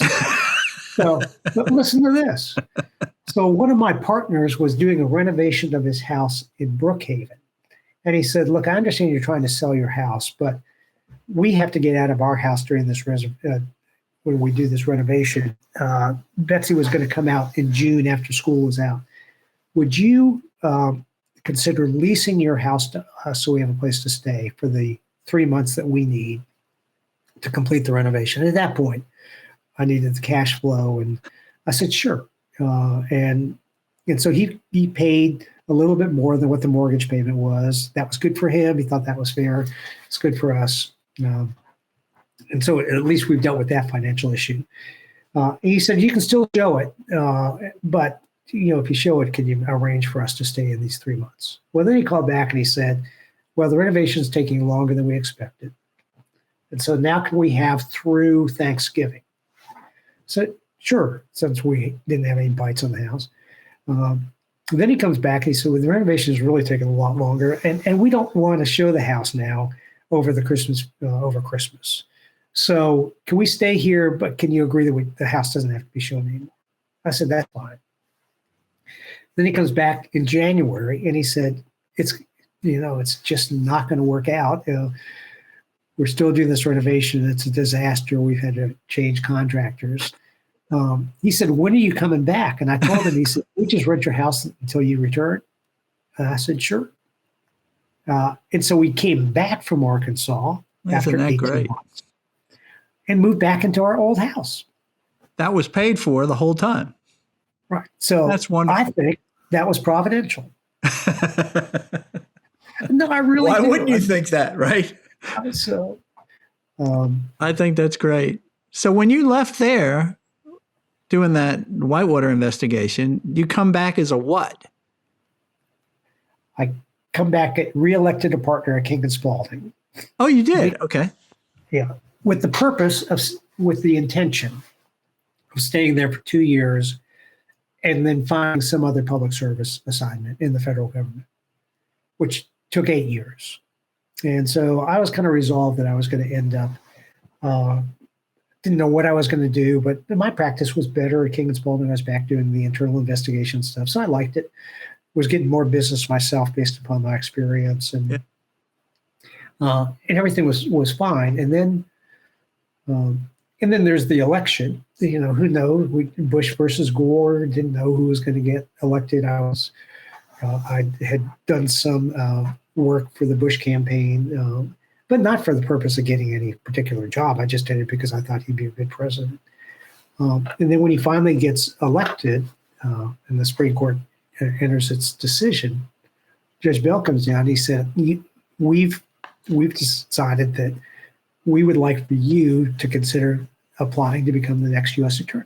I said, "Well, look, I've never been in the Department of Justice other than the Whitewater thing, and that was a totally different experience." He goes, "I know, but look, they need good people with good judgment, with the kind of experience you have. You've been in government before. In fact, you probably know more about government and politics than most people because of Whitewater. And we think that you ought to consider doing that," which I did, and then went through that process and got nominated and confirmed. So now you leave the partnership again, right? What did the U.S. attorney pay? How much a cut and pay was that? No, that was $120,000. Oh, well, there you go. So yeah, but by then it was still only 20% of what you were making. Right, because I was making more money. Exactly. Yeah, right. So what did Betsy say to the U.S. attorney? Because this seems to be a longer term play than the Whitewater investigation. That one's an investigation. One's actually got a title and occupation. Okay. Well, a couple of things. We had learned how to live on less money and realized we had a really, really good life living on less money. And that I had more time in public service, although we were working pretty hard out in Arkansas. But because we didn't have a lot of distractions, I was spending a lot of time with my sons and with Betsy. So, and she said, "Look, public service is what gives you joy and fulfillment in your life. And if you can go back into public service where you can actually put your imprimatur on the community," she said, "fully support it." Now, you got to realize. Did you know that public service brought joy to your life, or was that an observation that she was one of those things when she said it, you went, she's right? No, I knew that. You knew it. Okay. Ultimately, in private practice, money is somehow the centerpiece of almost all the things, all the disputes that you deal with. And I had figured out that a material outcome doesn't give me as much satisfaction, even if you prevail in a case, as being able to get up every day, like we did in Whitewater, and say, what is the right thing to do in connection with this investigation? We had specific comments in conversations sometimes about where if we were going to subpoena into the grand jury a high-profile person in the administration, that we would say, the moment that it gets out that this has happened, we won't tell anybody, but somebody is going to find out, or they're going to, from their friends or their network, that they've been subpoenaed. It's going to impact their reputation. One, can we wait longer before we call that person in and run the risk of impacting their reputation? Yeah. And if so, we probably ought to do that. And if so, what? And if we can wait, rather than run the risk of impacting that person's reputation, and so long as it never impacted the investigation, right, we had decisions about doing that. And I thought that's the way lawyers are supposed to work, especially people in the government that have the power to bring actions and to indict and charge people. And I just was more comfortable being involved, to be in an environment where that was the decision-making process, and that those things were as important as making progress in a case. But if you say that private practice of law, most cases are generally centered on money. Right. When you talk about public cases, okay, what are they centered on? Can you see what I'm saying? Is what's the comparison? If one is centered on money, what's the other centered on? Well, first of all, in criminal cases, it's centered on the community and protecting the community against the conduct of people that violate the law. I see. And in finding people that have violated the law, the second is, what is a fair and just sentence to hold them accountable for their conduct in impacting the community by violating a law? And those are two. The difference is, though, is that one is centered on money and the other one's centered on this higher purpose of protecting the community. Right. Clearly. That's huge. And including even in our civil cases, let's say in a medical fraud case, while it's money, we have this system of compensating people for services they perform under government programs. And the integrity of those programs and the benefit to people is impacted by people cheating and taking more money than they're entitled to. So while it's centered on money going to somebody who not entitled to it, and you can say that that might be true in a civil case, the bigger purpose is that those are government funds for the benefit of people to help them get medical care. And the moment you allow people to cheat and take those monies out means that that money is less available to people for care, and it violates the national policy of legislation that helps people in their personal lives. So as a U.S. attorney, you're actually representing the people of the United States. Right. Right, as opposed to thinking, oh, it's the federal government you're now representing. No, they're not like representing Coca-Cola. You're representing the people of the United States. Okay, right. That's I like that. So then tell me, let's kind of cut a little bit short here and get you to this federal judgeship. Tell that story. How long were you U.S. attorney? 3 years. Okay, and then? One of the things I did when I was U.S. attorney is twice a year I went and talked to all the federal judges that were presiding over cases that we brought. And I went just to make sure that that they knew that I was, wanted to listen to them about any feedback they gave me about my staff or about me. And so I did that. They would never criticize my assistants, although until I got on the bench, in which case then they started to criticize my assistants because I was one of them. But they knew that they didn't ever want me to think that they might make a ruling because they didn't respect somebody who was in their courtroom. We had a couple of occasions when that came up. We had a couple of people that were capable of that, but the judges didn't want to get in between us. That was my job. And one day, I was talking to Owen Forster, who was a district court judge, and we had our conversation. He was a little bit more likely to give me some feedback about the office.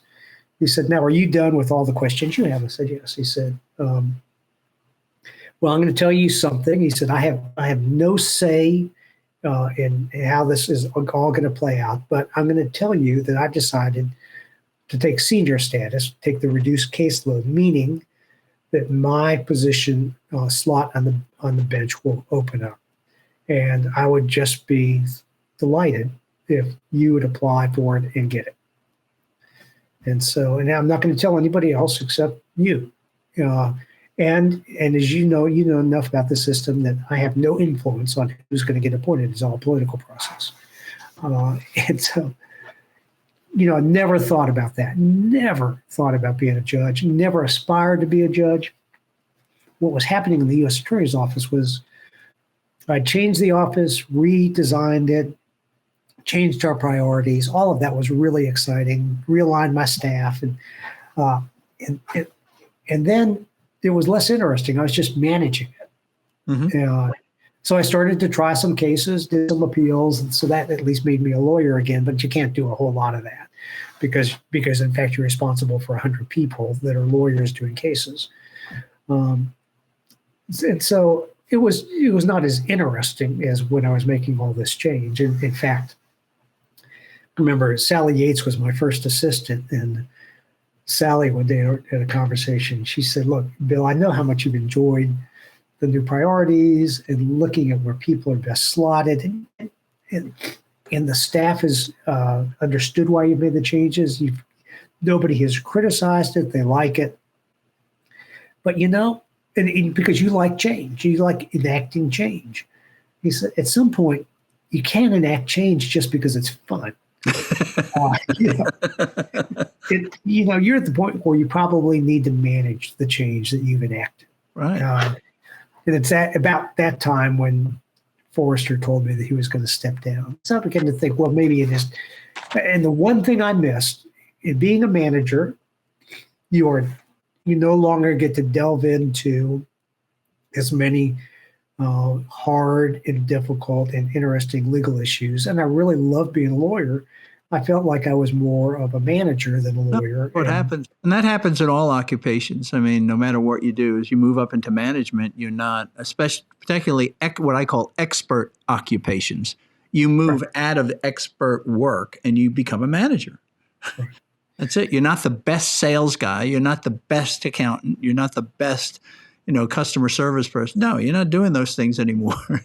You're just managing the other people that were doing something. That are doing the work that you used to get fulfillment from, Right. That's what you did. It's hard. So at least being a judge got me back into the core. So how did that judge thing come about? I mean, so so you applied. Right. Okay, because your assistant told you really need to apply because you shouldn't be making changes. I love that. You just can't keep doing this change stuff for fun. Yeah. So how did that what's the inside baseball on how that all sort of worked for you? Well, at that time we had Republican senators, and the tradition is the Republican senators convene a panel of people that then vet people that are interested in the position. You have to fill out what is essentially the questionnaire that you would have to fill out for the Senate for your confirmation, which is long and detailed and takes a huge amount of time. And then they interview people that have expressed an interest in the position. So the senators interview people? The senators' representatives, their panel, which are generally prominent lawyers in the state that I see. Okay. That have a responsibility for talking and interviewing the people that are candidates. And so I went through that process. And then the way it worked under the Bush administration is they said, send us up 3 names, and then the final decision is made in the White House counsel's office. and the president is the final person who selects who they want. So I went through that process. It takes a long time. It's there were some politics. There was a court of appeals judge that was waiting to be confirmed, and they held everybody else up so that they can say, well, it's not just him, it's everybody. And so I sat on the list for a long time before I actually got my confirmation vote. Well, when you're sitting on the list for a job that you really didn't want originally, I mean, like you said, I never pictured myself as a judge. That's not where I was headed. But you did apply. Was it something that after you went through this huge application, this very detailed, and then these interviews, did you then just sort of park it and not think about it? Or was it a pins and needles sort of, what's happening next? Am I going to get it? Well, it's if you're in private practice and you're going through this, your practice dries up because nobody wants to give you a case. You're going to be gone and you're not going to be. So, but for me, I had a job. Yeah. I was going to stay in that job if I didn't get selected. So that part of my life was pretty normal, but there's a lot there's an anxiousness that comes with waiting to go before a Senate committee and ultimately waiting for your vote. And you don't know when that's going to happen. Nobody can predict it. They tell you it's going to be next week. And then they say, well, now it's not going to be for 3 weeks. And it's just. So how did you get the word? How did you get the word? I was. Tell me this, and tell me what was the time between you having that discussion with the former federal judge, okay, who told you that this was going to open up, and the actual getting the word that you're the next federal judge? How long of time frame was that? Over a year. Over a year, okay. So go ahead. So how did you find out? Conference in Kansas City, Missouri, at the Marriott Hotel, and I get this call saying your vote is scheduled for tonight at 5:00, and then everybody in the world calls you and says, I want you to be the first to know from me. So all these people think they have the inside information that nobody else has, and I got 5 or 6 calls from people. Actually, the first call I got when I really thought it was going to happen was from Roy Barnes, who was in Senator Kennedy's office. What I didn't know was that he was going to get the Profile on Courage Award for the Kennedy Foundation. He said, I'm in Kennedy's office, and they've decided to move forward with 21 non-controversial nominees, and you're one of the non-controversial people. So I'm at this conference. I go upstairs to see if they have C-SPAN because I know it'll be on C-SPAN. And the hotel does not have C-SPAN. I wasn't going to be with my family because they were in Atlanta. And so I ended up going to the concierge, and I told him I was looking for somehow to watch this program on C-SPAN. And I told him what it was. And he said, well, let me see what I can do about that. And then the manager of the hotel comes down. And he says, I had no idea, if that's going to happen, I can get you an internet feed in my office. I'll give you my office for as long as you want. So I'm sitting there watching C-SPAN, and then my nomination comes up, and a couple senators say some things. Betsy's on the phone listening. My kids are listening at the same time. And then they vote. And then you are in fact confirmed, and a couple of days later you can actually be sworn in because the president has to sign what's called your commission. And when your commission is signed, then you can actually take the oath of office and become a judge. And when did you get to meet President Bush? Well, I didn't meet him with respect to that. I did interview with the White House counsel, who was the person that everybody interviews with. Oh, I see.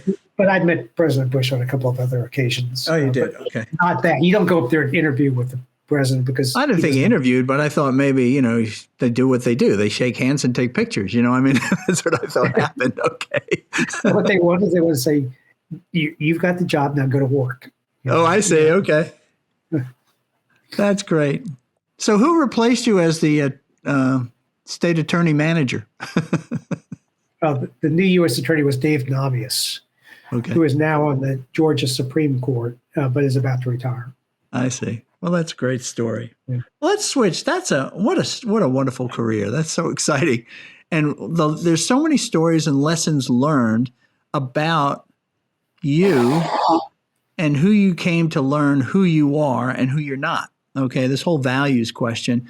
Tell me just briefly, let's speak about the first book that you wrote. I think it was what? Was that 2010? 2009. 2009. Okay. And what was the title of the book so people can have that on record here? A Life in the Law, Advice for Young Lawyers. Okay.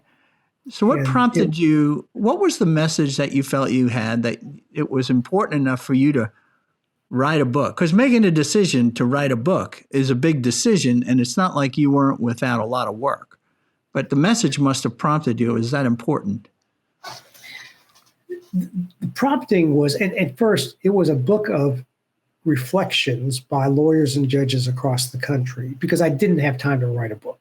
But I knew I could write 2 essays to go into the book. I had the capacity and time to do that. But the purpose of the book was to get a lot of different perspectives from people about the profession. And the reason why I wanted to do that was that I had already begun to see that the profession was changing in a way that I didn't think would allow people to enjoy and love being a lawyer as much as I did, and that we were already becoming more of a business than we were a profession. And so I wanted to get people that had so the authority. Profession changed the profession changed from when you became a lawyer, right, until 2009. So from 77 to 2009, the profession changed. Yeah, I would say because I didn't enter private practice until 1981. It was over that about a 20-year period. 30 years. That's 30 years. Yeah. 80s, yeah. 90s, first decade of the 2000, yeah. Although the change, it didn't change overnight. I mean, it was gradual. But what if you had to summarize the change, what was it that you saw? It became, the practice of law, a lot of it was technology. A lot of it was change in delivery systems. A lot of it was change in how we communicated. That we began, and I'm not saying the lawyers said, let's become a business. What happened was that people external to the profession found a way to encourage lawyers to produce more. And as they produced more, lawyers began to see that they could make more money. You produce more, you can bill more. Right. So and you can bill more when you have word processing. Yeah, you're more highly productive, so you have, in effect, made more of every hour, right? Right. So there was this enabling. The technology companies just saw a market for lawyers, and they thought the market would be inclined to respond to increased productivity. And the productivity had the byproduct of being able to have lawyers produce more work that created more profits. And I think when we first saw the technology as something that was helpful to make our life easier, and then it began to say, well, not only is it easier, we can do things faster, and that ended up allowing lawyers, firms, and individual lawyers to make more money. So, but then it was about 1985 that the American lawyer, again responding to what was happening in the legal profession, came up with this idea of saying, let's take and make public some of the most highly confidential information about the major law firms in the country. That's their finances. And let's publish that in this new, Stephen Brill came up with this idea of creating a new magazine for lawyers in the profession. And he said, let's come up with the top 100 law firms in the country, generally evaluated based upon how much money equity partners were making within the law firms. Oh, okay. So that became the key performance indicator. Right. So this chart came out, and it was called the Am Law 100, with the top 100 law firms in the country. but it wasn't. And there, the most enticing column for people like me out in the field was how, because we kind of knew what law firms were doing well, and thus we believed that certain lawyers and certain firms were doing better than others, but we didn't know how much better or how much worse until this Avalon 100, where there's this list ranked highest to lowest of how much income equity partners were making at these 100 firms, and it was staggering. But the other thing that was interesting is there was all sorts of information about those firms. What is the ratio of profits to partners to associates? How many lawyers were there in the firm? How many offices did they have? And you began to see that if you want to be in that echelon, you got to manage those other columns. You got to manage KPIs. Those were the new KPIs for the profession. Exactly. That's really crazy. What was it like? Tell me this. What was it like prior to that? In other words, what was like, because that's a catalytic change right there. The catalyst for change with clear definitions, which is incredible. What was it like? How did you personally view law firms prior to any of that happening? So let's say in 1982 or 83, before 85 came out, this thing came out. More by reputation. And the reputation was, what clients were they representing? Okay. And then you'd say, well, that's good work. They must have good lawyers that were able to capture that good work. And that's an interesting case. They have a specialty within that firm that probably was better qualified than us. So more of a subjective professional view as opposed to an objective accounting view, in effect, almost, Right. Management view, I'd say. Objective management view, yeah. Right. Wow. Yes, it was much more subjective. Kind of what did you know about the firm, and then how did you subjectively compare those to other firms?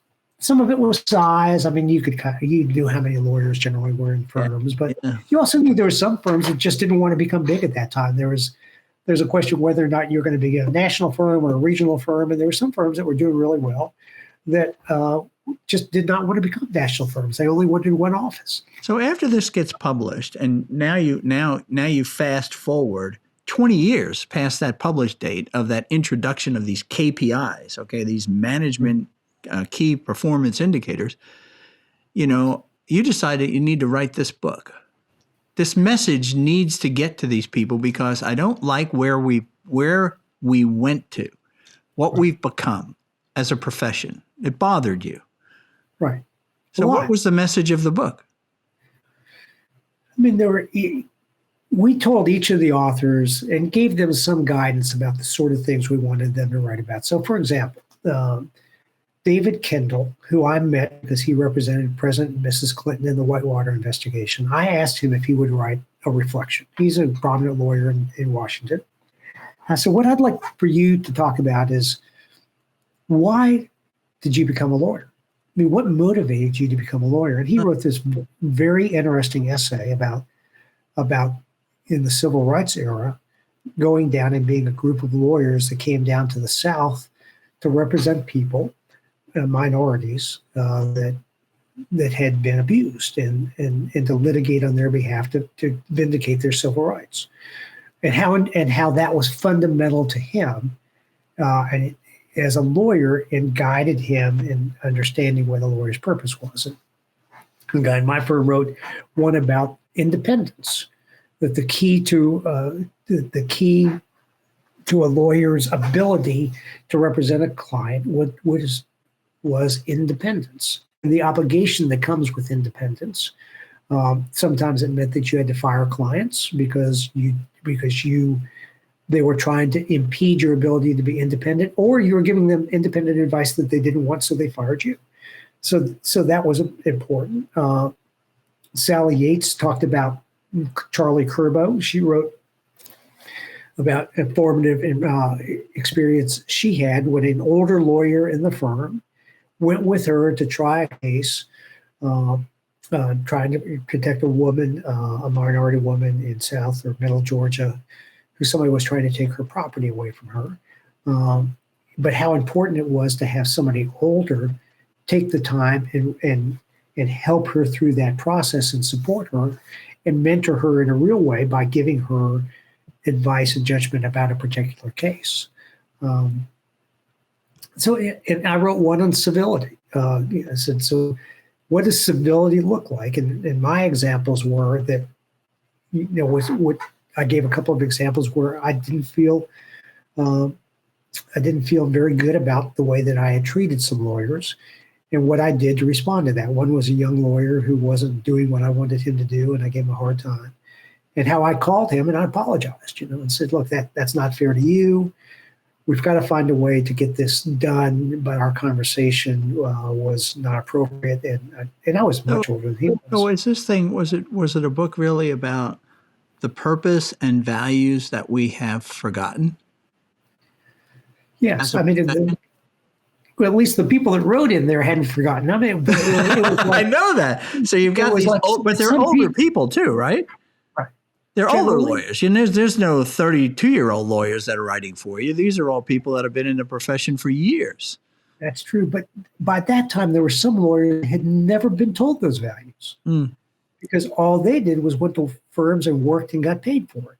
So my concern, Judge Bell wrote one, and my concern was that if we don't capture this, the people that have that sort of influence are not going to be around anymore. So we needed to somehow memorialize their thoughts about the law in a way that it would be available to other people, especially young lawyers who never had anybody in their life telling them what our profession was and what the values of our profession were. So we tried to capture snippets. That's interesting. So when you did that, how was the book received by the audience that you were trying to influence? When people that actually got the book were I think were favorably persuaded that they were persuaded that the way practice was going was not the way that they thought maybe it should go based upon these experiences of more experienced people.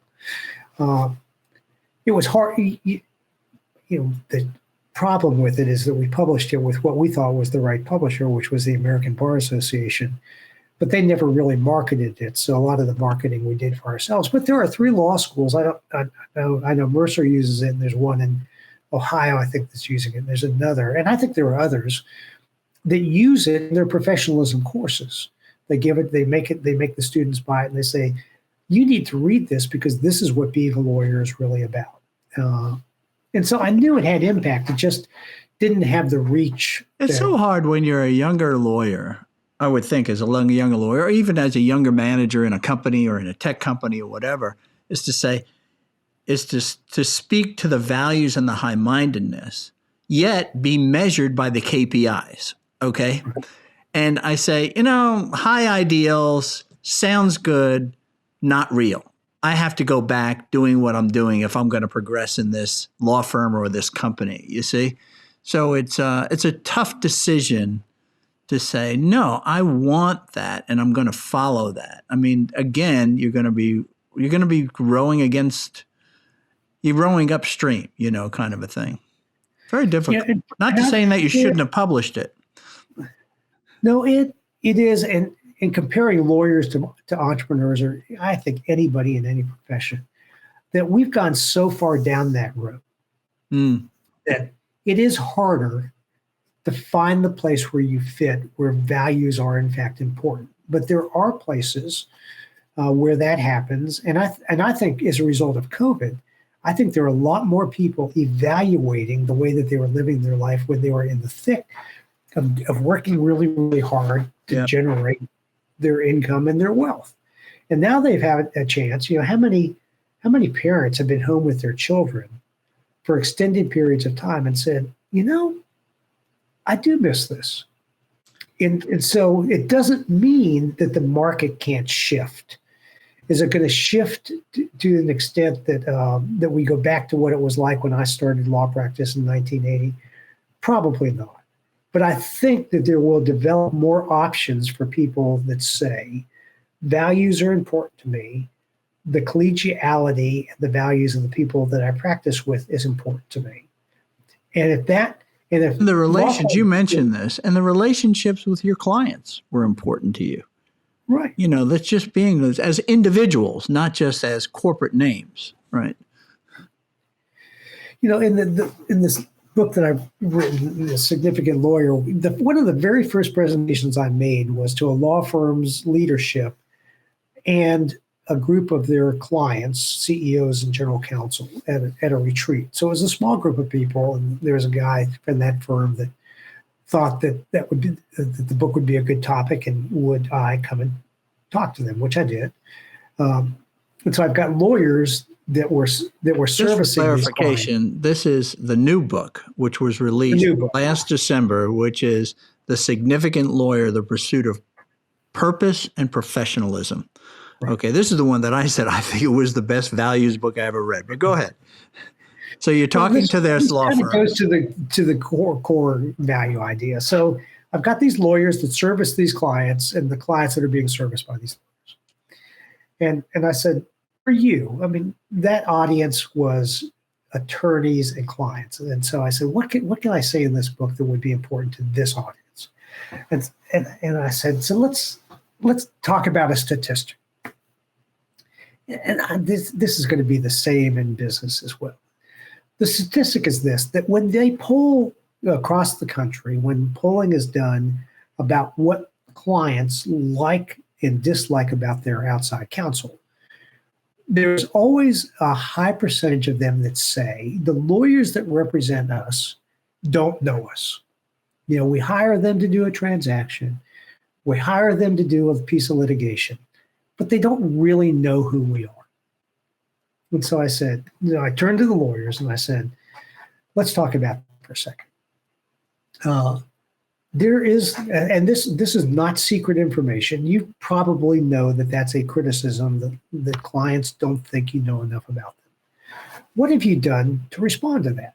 And I said, so for example, when you get a new piece of litigation for a client that you've not represented in the past, do you call that client and say, after you get through the details of how you're going to staff it and the like, you call that client and say, it's important for us because this litigation has to do with a problem in your engineering department.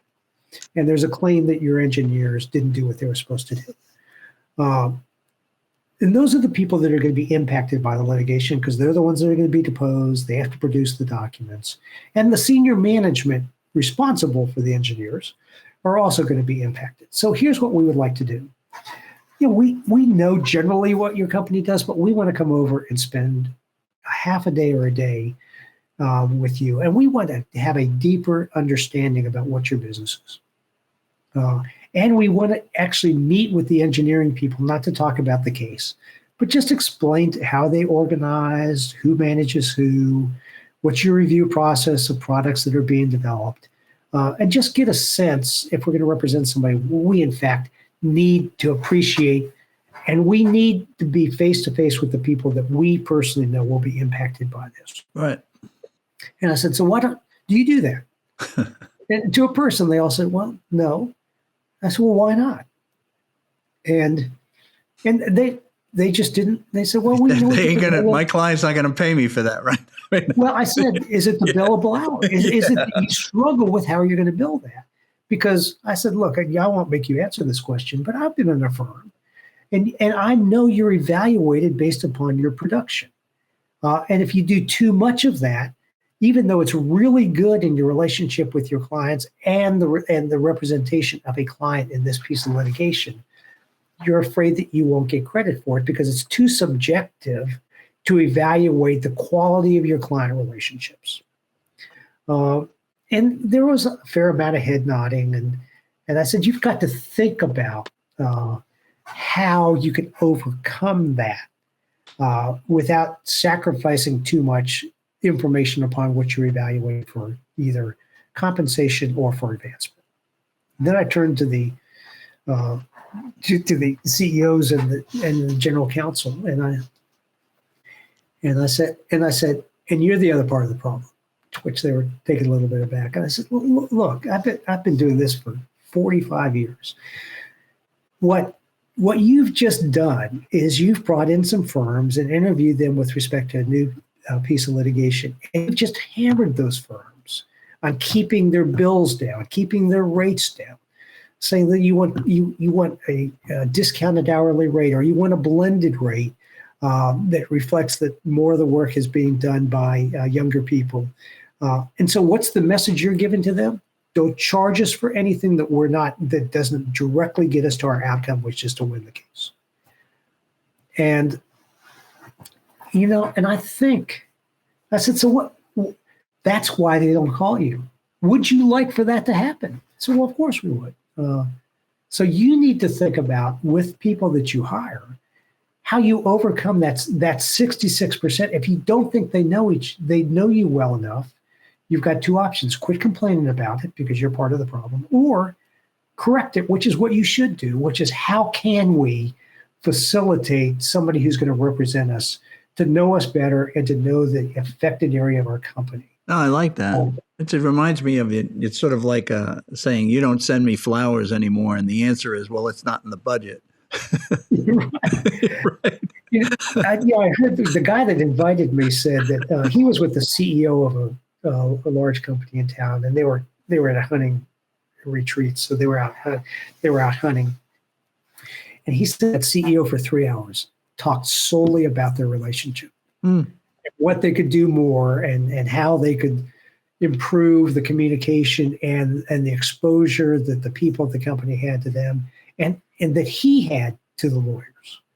And I thought, in that little moment, when you speak that sort of truth about what it is to be a lawyer and what a client really wants from a lawyer, there's a relationship where they can trust the judgment that they're getting and not worry about just how much they're billing them, that can fundamentally change the relationship. And if that's the case, then if I have to talk to 100 groups of 20 people, I'll do that, because the change has to start somewhere. I love that. That's a great story. One of the things that the big point you making in the book is about alignment, right? To be an aligned lawyer, if you will. Okay. Explain that alignment, what that means to you. Right. So for lawyers, you start with, what are your values? There are two kinds of values that lawyers have. They're what I call the shared values of the profession. All of us have to take an oath in order to be permitted to practice. Mm-hmm. We all have to.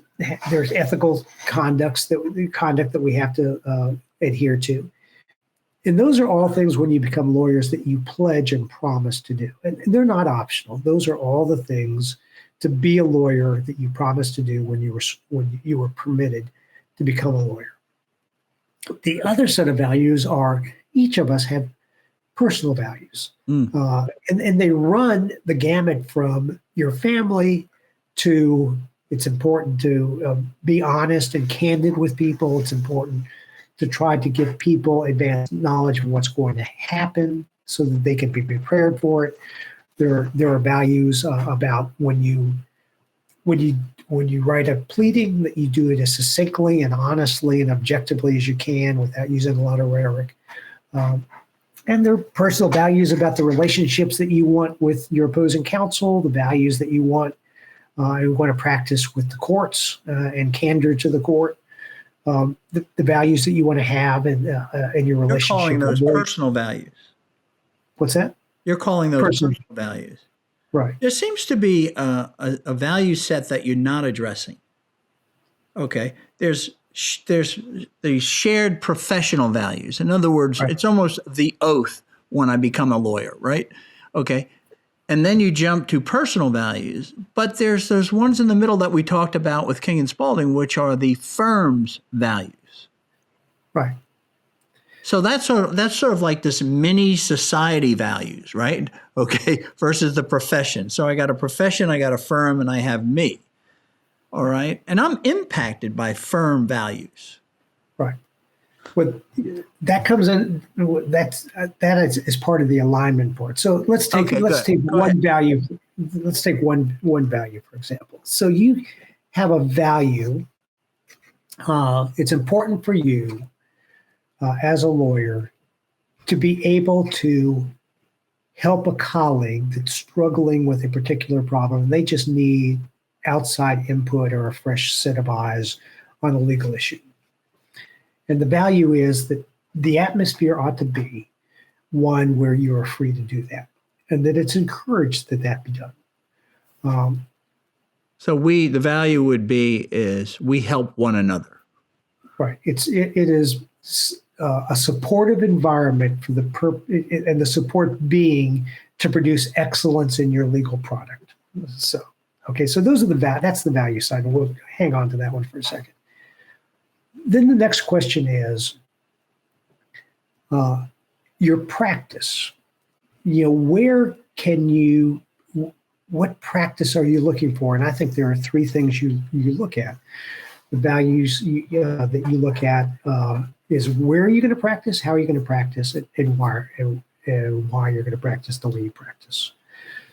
Which means if those are your personal and shared values, you want to go to a place where you can practice the values that you hold true.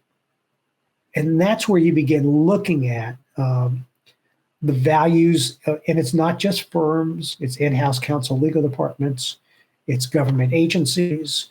But that's the alignment is my values with the institution's values, whether it be a law firm or whether it be a company or whether it be a government agent. It doesn't matter. It's this alignment that we have. Right. Right. So the alignment is when your personal and professional values align with where you are practicing and how you're practicing and why you're practicing. That makes you are aligned, and with alignment comes satisfaction in your work. Got it. And this is one of the points that you make in the book, which I think is true. You find a lot of lawyers, they just hate being lawyers. Okay. And, I know that, and what came across in the book is, and it breaks your heart that they're in that position. They don't need to be in that position. There is, but I want to just roll back just for a second and just, lawyers are great. Every contract that I have paid a lawyer to write, they always have definitions in the contract, right? What is the definition when we talk, because we speak of values, that word gets thrown around. How do you define a value?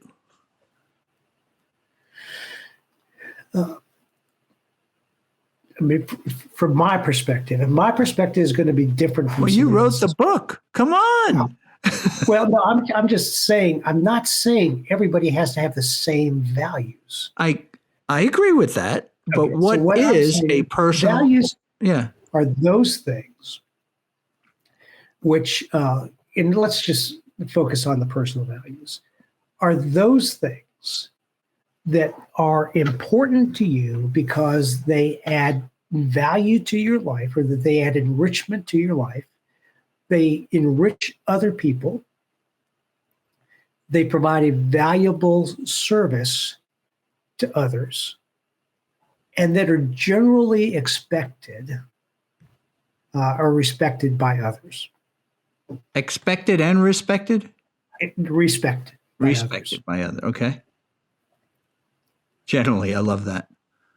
Okay. I was thinking that values are things, it's something that it's my non-negotiables. It's sort of things that it's what I, in fact, value. Like I value my faith, or I value my family.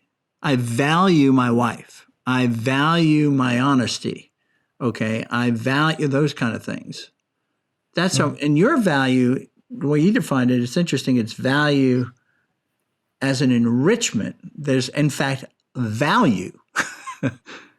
You said it's enrichment to me, to others, and service, and it's generally respected. Yeah. Huh. See, the danger, I think, with the danger in defining or looking at values is you can have values, but and those values can lead you to be self-centered and judgmental. And I think so. If you have a value of that your faith is important, And it's so ingrained in you that you can then it gives you the authority to say that if you don't have the same faith value that I have, somehow you're missing something or you're somehow defective. Values have to have an external component where you're not judging other people, but you're allowing your values to reflect who you are, for them to be able to respond to you in a way that consistent with their values, that creates understanding between people. And so if you have a value that's not respected by others, doesn't have the ability to bring people together and to accomplish an outcome that you're working towards. Yeah, the sort of the value of greed. That's one of my values is greed. Greed is good. I mean, come on, we all work on Wall Street and greed is good, and they embrace that as a value. And what's interesting, as a group, they've come to mutually respect each other for it, kind of a deal, Yet, generally speaking, outside of that, you say, man, those guys are greedies and that's not good. Okay. But at the end of the day, if you believe your value is important, yeah, how can you have influence with somebody that has a value that you think is destructive?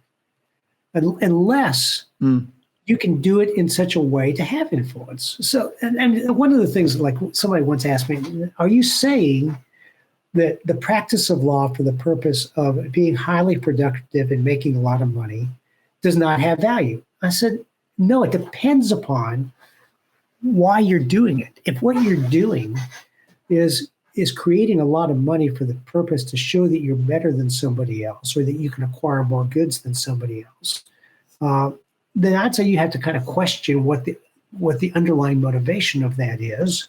And does that because it's something that's so highly personal to you that the risk is that you will abuse other people to accomplish what you want, which is to create more income. And if creating more income is your driving value, that could justify you telling people that work for you that you have to build not just 40 hours a week, but you have to build 70. And if that's the case, then I think you can speak into that person's life and say, is that fair to the person where you're asking them to spend more time to create income to you, unless of course you're sharing that income with them because they're principally responsible for producing it. Yeah, but their value has to be that more money is valuable to me versus more time with my family is valuable to me. And I know you want me to work these extra hours. That's the misalignment. Okay. I don't value what you value. Now, if I get a bunch of guys working for me that all value more money, like I value more money, then we're all on the same bandwagon. We're in alignment and we're giving up whatever else we decide to give up. Okay. It's but this idea, what was I going to go on this values is why one of the things that I see with companies, there's, this started a while back. I'm talking back, this is when it first really became big news, and it would have been, there was a company called MindSpring in Atlanta. Do you remember them? Right. A guy named Charles Brewer started MindSpring. I knew Charles Brewer, still know him. And he published, first and foremost, as before anything in his company, when he started his company, he came up with this statement of core values and beliefs. And it got so much press because he would always talk about the core values and beliefs before he even talk about what business we're in. Okay. And he was an internet provider, an internet connection provider is what they were. What I'm seeing is now everybody has, since then, they all have their core value statements. Okay. What I come to believe, and maybe I'm being too harsh in this judgment, is they don't know how to get to their core values. So what they do is they focus in on the point you had, which is the core value, the value is generally respected. So they come up with these ideas of generally respected values, and then they list those as their values. We are high integrity. We're nice to people. We're whatever it might be. And you look at it and you go like, of course. I mean, who wouldn't be that? Now, I don't know that it's true. So my question is, where did you get your values? Because you put a lot of time into writing 2 books about this stuff, and you've made a lot of choices in your career that other people that are at King and Spalding never made and would think you're nuts for making them. Okay. So where did you get your values? For me, I came from, my grandparents were immigrants from Europe. They came here with nothing. They birthed 2 people, one my mother and one my father, who never had a chance to go to college because they were always working too hard to support their families. My dad, when he was young during World War II, entered the service, and I sat and watched the movie Guadalcanal Story with him once, Guadalcanal Diary, which had live footage of the Marines that were storming the beach of Guadalcanal, which was a terrible part of the war. And he told me that I was there. And I said, what was that like, Dad? And he would never tell me because I think it was too horrible. It was nightmarish, yeah. My mother's, so my parents, not well educated, high school educated, ended up being devoted to their family for their children to be successful. So in 3 generations, we've gone from immigrants to the United States. In my family, I have a sister who's a doctor. I'm a lawyer. And my other sister ended up getting married, but was just short of getting her PhD because their value was that they wanted their children to be educated. And I saw them sacrifice financially a lot to make sure that happened. So a lot of my values come from my parents. A lot of my values come from living on military bases. I mean, to watch the discipline and the commitment of young men and women who were going on, they had enlisted or were serving on active duty, always impressed me. I mean, when we were at Paris Island, where my dad was the executive officer, every night when the flag was lowered, everybody stopped their car, got out and stood while they played retreat. And when retreat was over and the flag was down, they went about their business. It's those sorts of things that were to watch my mother and the way that she cared for kids, because in where my sons went to school, how she poured into volunteer work for them, because that's the one thing, while she couldn't give them a lot of money, she was able to devote time.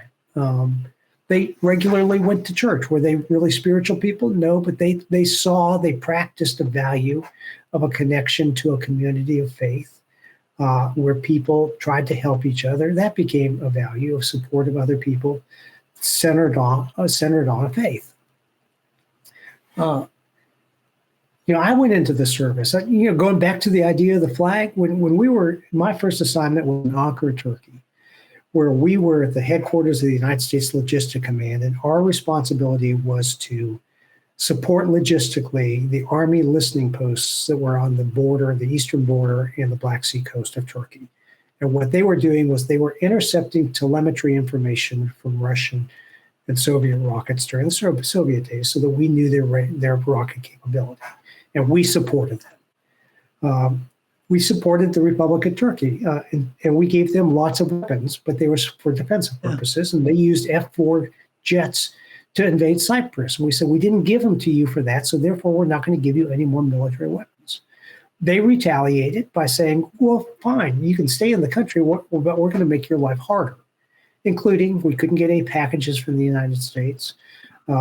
Telephone service was awful. And we were not allowed to fly the American flag at the base. Wow. And I thought, not flying the American flag, is that really punishment? Until after the 2 years that we were there, the relationships improved. And one day they said, on the 4th of July, you may fly your flag over your base one day. Everybody on the base and their families came out to this little base that we had, and over this old metal megaphone speaker that we used at the T-ball field, they played the national anthem, and they raised the flag. And I sat there and wept. I didn't realize how important, knowing what our mission was, and then knowing how I had this experience growing up on military bases, that the flag really was important to me. My country was really important to me. That's a value that I had. The lawyers that I interact with, Right. So you picked it up, and then the people that you worked with, and Judge Bell, and there was all these people that came into your life. But there's something that happens. We talk about all the positive ones, okay? How did you know as you went along which values to adopt and which values to reject? Because we're all faced with that. We don't have all these wonderful positive influences in our life. We have these choices that we could make as we go through. Your earliest choice was the choice of, do I honor my commitment to the government, as a Air Force candidate, right? So how do you know which ones to adopt and which to reject? Do you remember any of those things that went on personally? Yeah, that wasn't it C.S. Lewis that says, when people have free will, they can do whatever they want, but ultimately they know what's right and what's wrong. I mean, some of it is, I know what. In other words, God's put right and wrong in our heart. Right. That's that. So when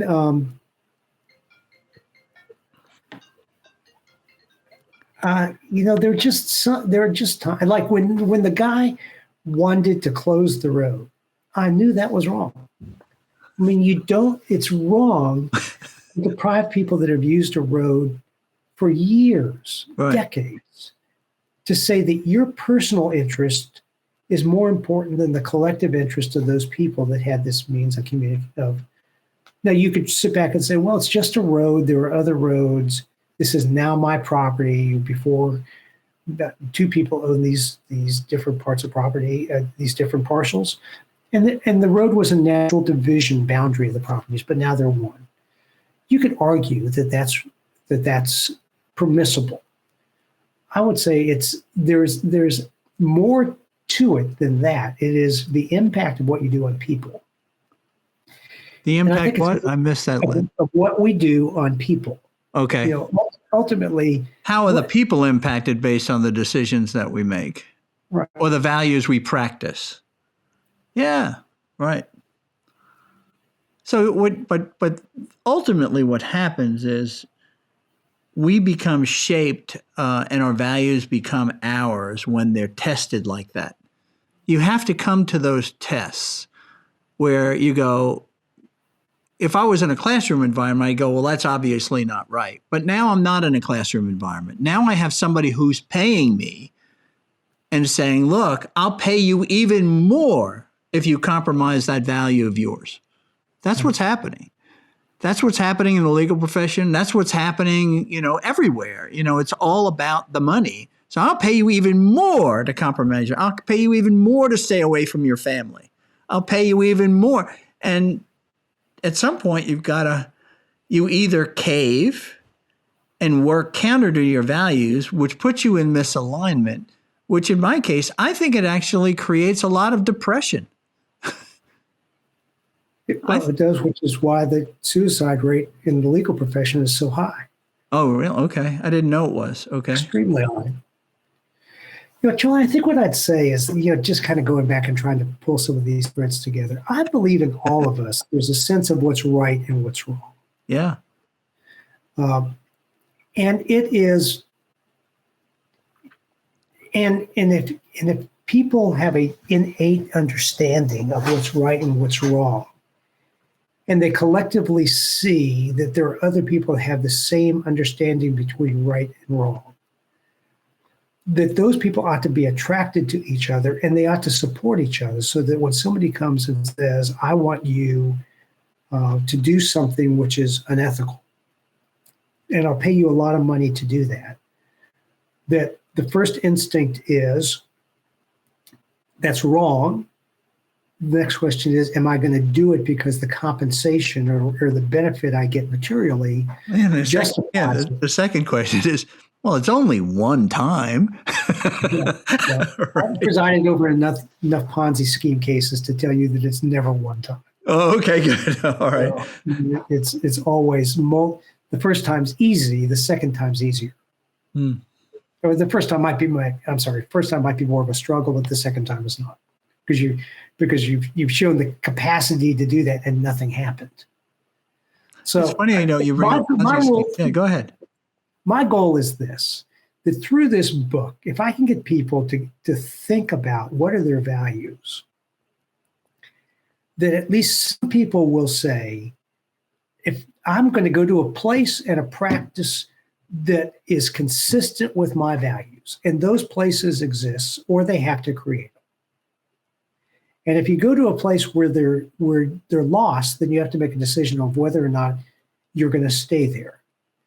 But if it's sort of a from the ground up approach, that if I can get people to begin first with themselves, what's the greatest challenge we have? Sometimes it's to change ourselves. But if we change ourselves by doing the deliberation that I think is necessary to determine what your values are, and in the future to say, I am committed to finding the place, the practice, and the manner in which you practice that is consistent with my values, that there will be others that say, well, that person did it. That makes sense to me. Why can't I do it? And that ultimately that there will be a greater number of people, maybe not the whole profession, although I think that's possible, but a greater number of people who will say, I'm not going to spend my life practicing in a way or at a place and with people who don't have the same shared values of right and wrong that I have. And I wrote down a 3-step process there. One is determine what your values are. Secondly, is commit to practicing them personally. Thirdly, join others who share those values. That's kind of the message I got from your book too. It is. It's exactly. And that's what alignment is when you do those two things. Well, values. Let me just get to this one last piece. I'm going to let you go. You've been so gracious with your time for me. This last piece is about, I want to revisit these corporate value statements again. Okay. How would you recommend that people go about, if I'm the CEO, founder of a company, or if I know somebody who started a law firm and it's growing very, very rapidly. He's doing really, really well. Former Georgia Tech guy and new believer. It's really amazing what he's created. How do they go about saying, first, is it important for them to come up with a corporate value statement? And secondly, how do you do it? Like authentically. I mean, that you wind up with like, for real, this is who we are, you see? Well, I think alignment requires, in order to identify yourself as a place where aligned people or people that want to be aligned might come, you've got to have some expression of what your values are.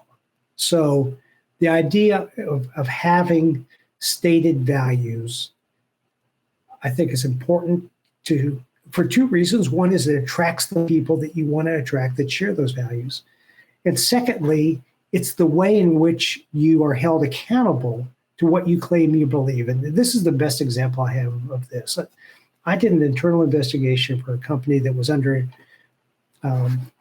scrutiny by the Attorney General of a state about their sales practices. Yeah. And what happened was everybody was being managed on their objective. Each year they got sales objectives, how many things they had to sell. And it became, the conduct of the company showed that if you didn't meet those objectives, two things happened. You suffered financially because your compensation either stayed level or decreased. And second, your promotion opportunity was limited. So the message to the employees is that you're going to stay exactly where you are, or you're not going to do as well unless you meet your objective criteria. And of course, if you meet it, what's going to happen next year? It's going to be greater. So what that did was caused conduct in order for them to make misrepresentations to customers about what they were being sold and what they were going to have to pay for. So it became dishonesty in order for self-enrichment within the company. So after it was all over, we settled that that was the problem they had. Spent millions of dollars to get it resolved. And then I was asked, they said, well, what can we do? And this was a company that was trying to do the right thing, but this sales unit was not. So what can we do within the sales unit to change their conduct? And they had 8 core values, and they were not living up to those core values. Nothing wrong with the core values, except I said, how do you measure those in your workforce? And I said, well, I don't know. I said, so what's your suggestion? I said, let me look at your evaluation form and let me see whether or not every year when you meet with them, that you're holding them accountable to these values, that everybody who walks through that door gets this card. And so I went through their evaluation form, and I went to their HR person, and I said, here's what's missing. Everything on this form has some objective criteria. You can actually measure it. So, but there's nothing here that's subjective. And within this unit, the problem that you had was honesty with customers. Why don't you add demonstrates commitment to honesty in the sales of goods and services to the customer? And their response was, that's too subjective. and I said, well, you could audit. You could see whether or not somebody who bought something was in fact what they were told. And I mean, there's ways of actually objectively measuring that. They said, well, we just can't do that because people will say it's too subjective, and therefore they're evaluated on something that they can't prove. So yeah, go ahead. But the CEO said, I get it. What you're saying is, if this is important enough for us, it's got to be important enough that that's as important and as significant a factor when we make promotion and compensation increase decisions to factor that in. And he said, what you're asking is hard, but maybe what we've done is we've violated our values because it's easier and quicker to do it, to judge people in a different way. Yeah. So statements of values do 2 things. One is it tells the world that that's what you believe in. Yeah. It tells your employees that that's what you believe in.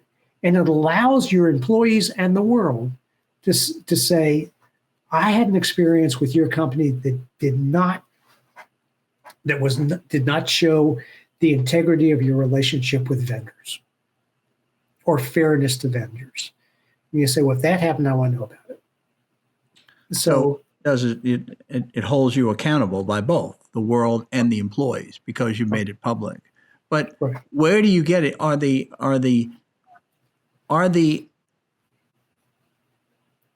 values and beliefs of the founder the values and beliefs of the company? Is it that simple? Is it, you see? In other words, is Microsoft Bill Gates? Is Apple Steve Jobs? You see, is name the company, Mark Zuckerberg, is his values really Facebook's values? Okay. Is it that simple? I don't think it is, because if in fact you want, first of all, Steve Jobs is dead, so he's not around. Yeah, well, a bad example. Bad example. It's because what you're saying is you got to have alignment, and if you don't have alignment at the highest level, meaning the founder with the corporate values, if there's misalignment there, it's going to be all over. I think it's just inevitable that that's going to happen sometimes. That you can, it's like every good company has a succession plan, but part of the succession plan ought to be we are only going to bring somebody in who shares these values that are foundational for the company. Yeah, but I want to get back to where did you get those foundational values? Because that's what entrepreneurs need to get to. They need to say, because it is important to tell the world your values. It is important to tell your employees. And it is important that they be able to hold you accountable to those and you not back up and go, well, I didn't mean it that way. And so don't come up with values that are be nice and work hard and, have fun. I mean, it's like, okay. But really, what are those values that will come under testing that you stand by? Because otherwise, you're just living a lie. Yeah. So you're saying for somebody in their 30s that's starting a company, what is the process for them to determine what they want, whatever they're creating? And on what values will they be based? And this is the problem, because people who are in their early 20s to start a company, it's all about the product. You didn't figure out who you were, and stood by it. And I didn't either until I got into my mid to late 30s. That's when that unrest started and the misalignment started to show up, because I wasn't willing to just say, I guess that's right. Maybe I said that when I was 22, but when I was 37, I would say, that's not right. All right. You see? So these people need to put these value statements in place, but part of their problem is they don't know who they are. Well, how do you know, how do you discern that you don't know who you are? And I think even at the end of the book, I'd give 2 exercises. Yeah. 3 exercises. Because if you can't tell yourself, if you can't go off for a weekend, either alone or with the most significant person in your life, and say, what do I believe in? What's important to me? And then to write them down. If you can't do that, then the question to that entrepreneur, including from the investors, ought to say, what do you believe in? Yeah. And why are you making this? What value does this bring to the consuming public? And so I guess the 2 ideas captured there is that everybody that wants to do this has to do it first, try to do it for themselves. And then they have to find some group of people that they trust and sit down and say, this is what I believe in, and have them say, why do you believe in that? Or no, you don't. I know you, right? Yeah. It's like a mentor incubator. But it goes back to the idea that only the person who wants to be the mentee will know who it is that will best mentor them, because one, they trust them and they'll listen to them, and they're smart enough to call them on things on which they need to be called.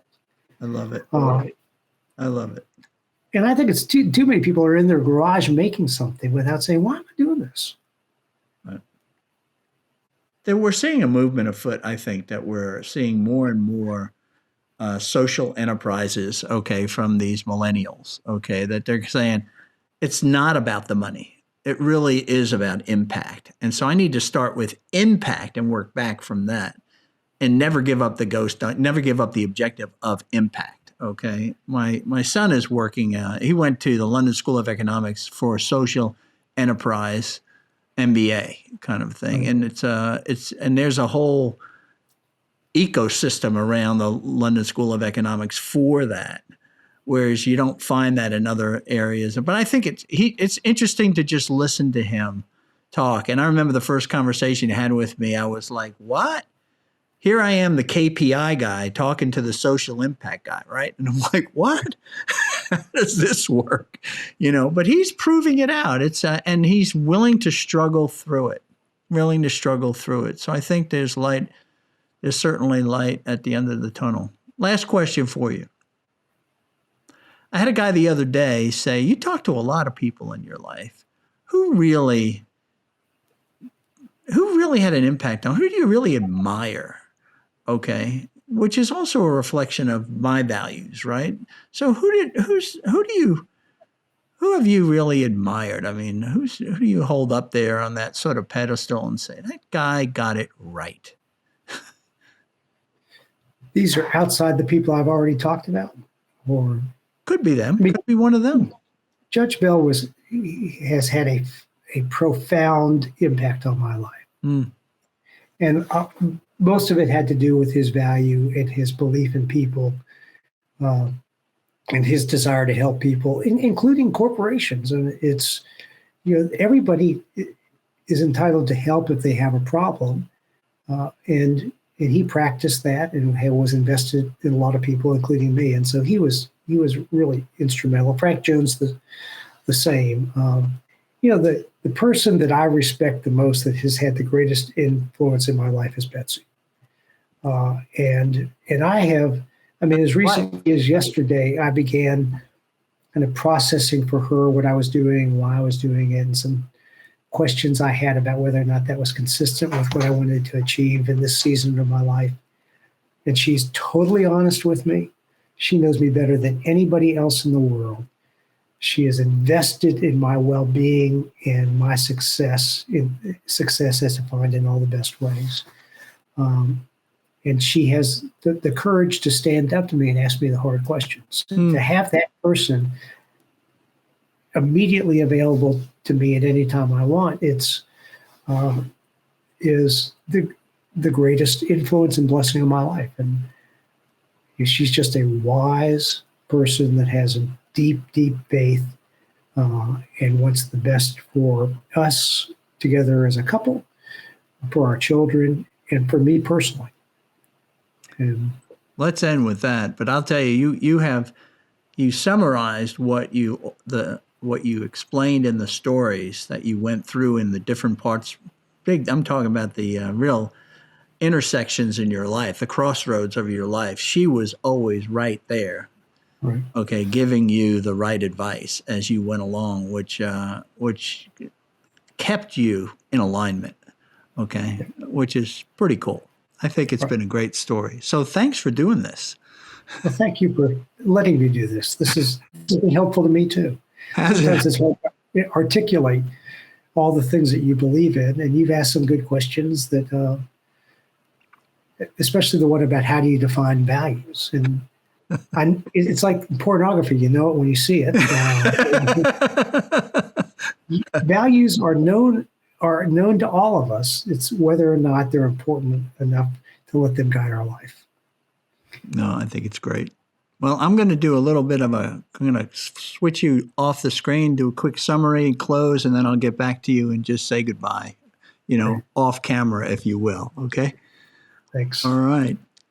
Thank you, Bill, for taking all that time to talk to us about your life, how your values were shaped, and and also discussing how entrepreneurs might get to how important it is for them to define their values, okay, to the world and to employees, and so that both the world and employees can hold them accountable to that so that they can live an aligned life. Please subscribe at paparelli.com. Just give me your email. Thanks again for listening. Take care. See you next time.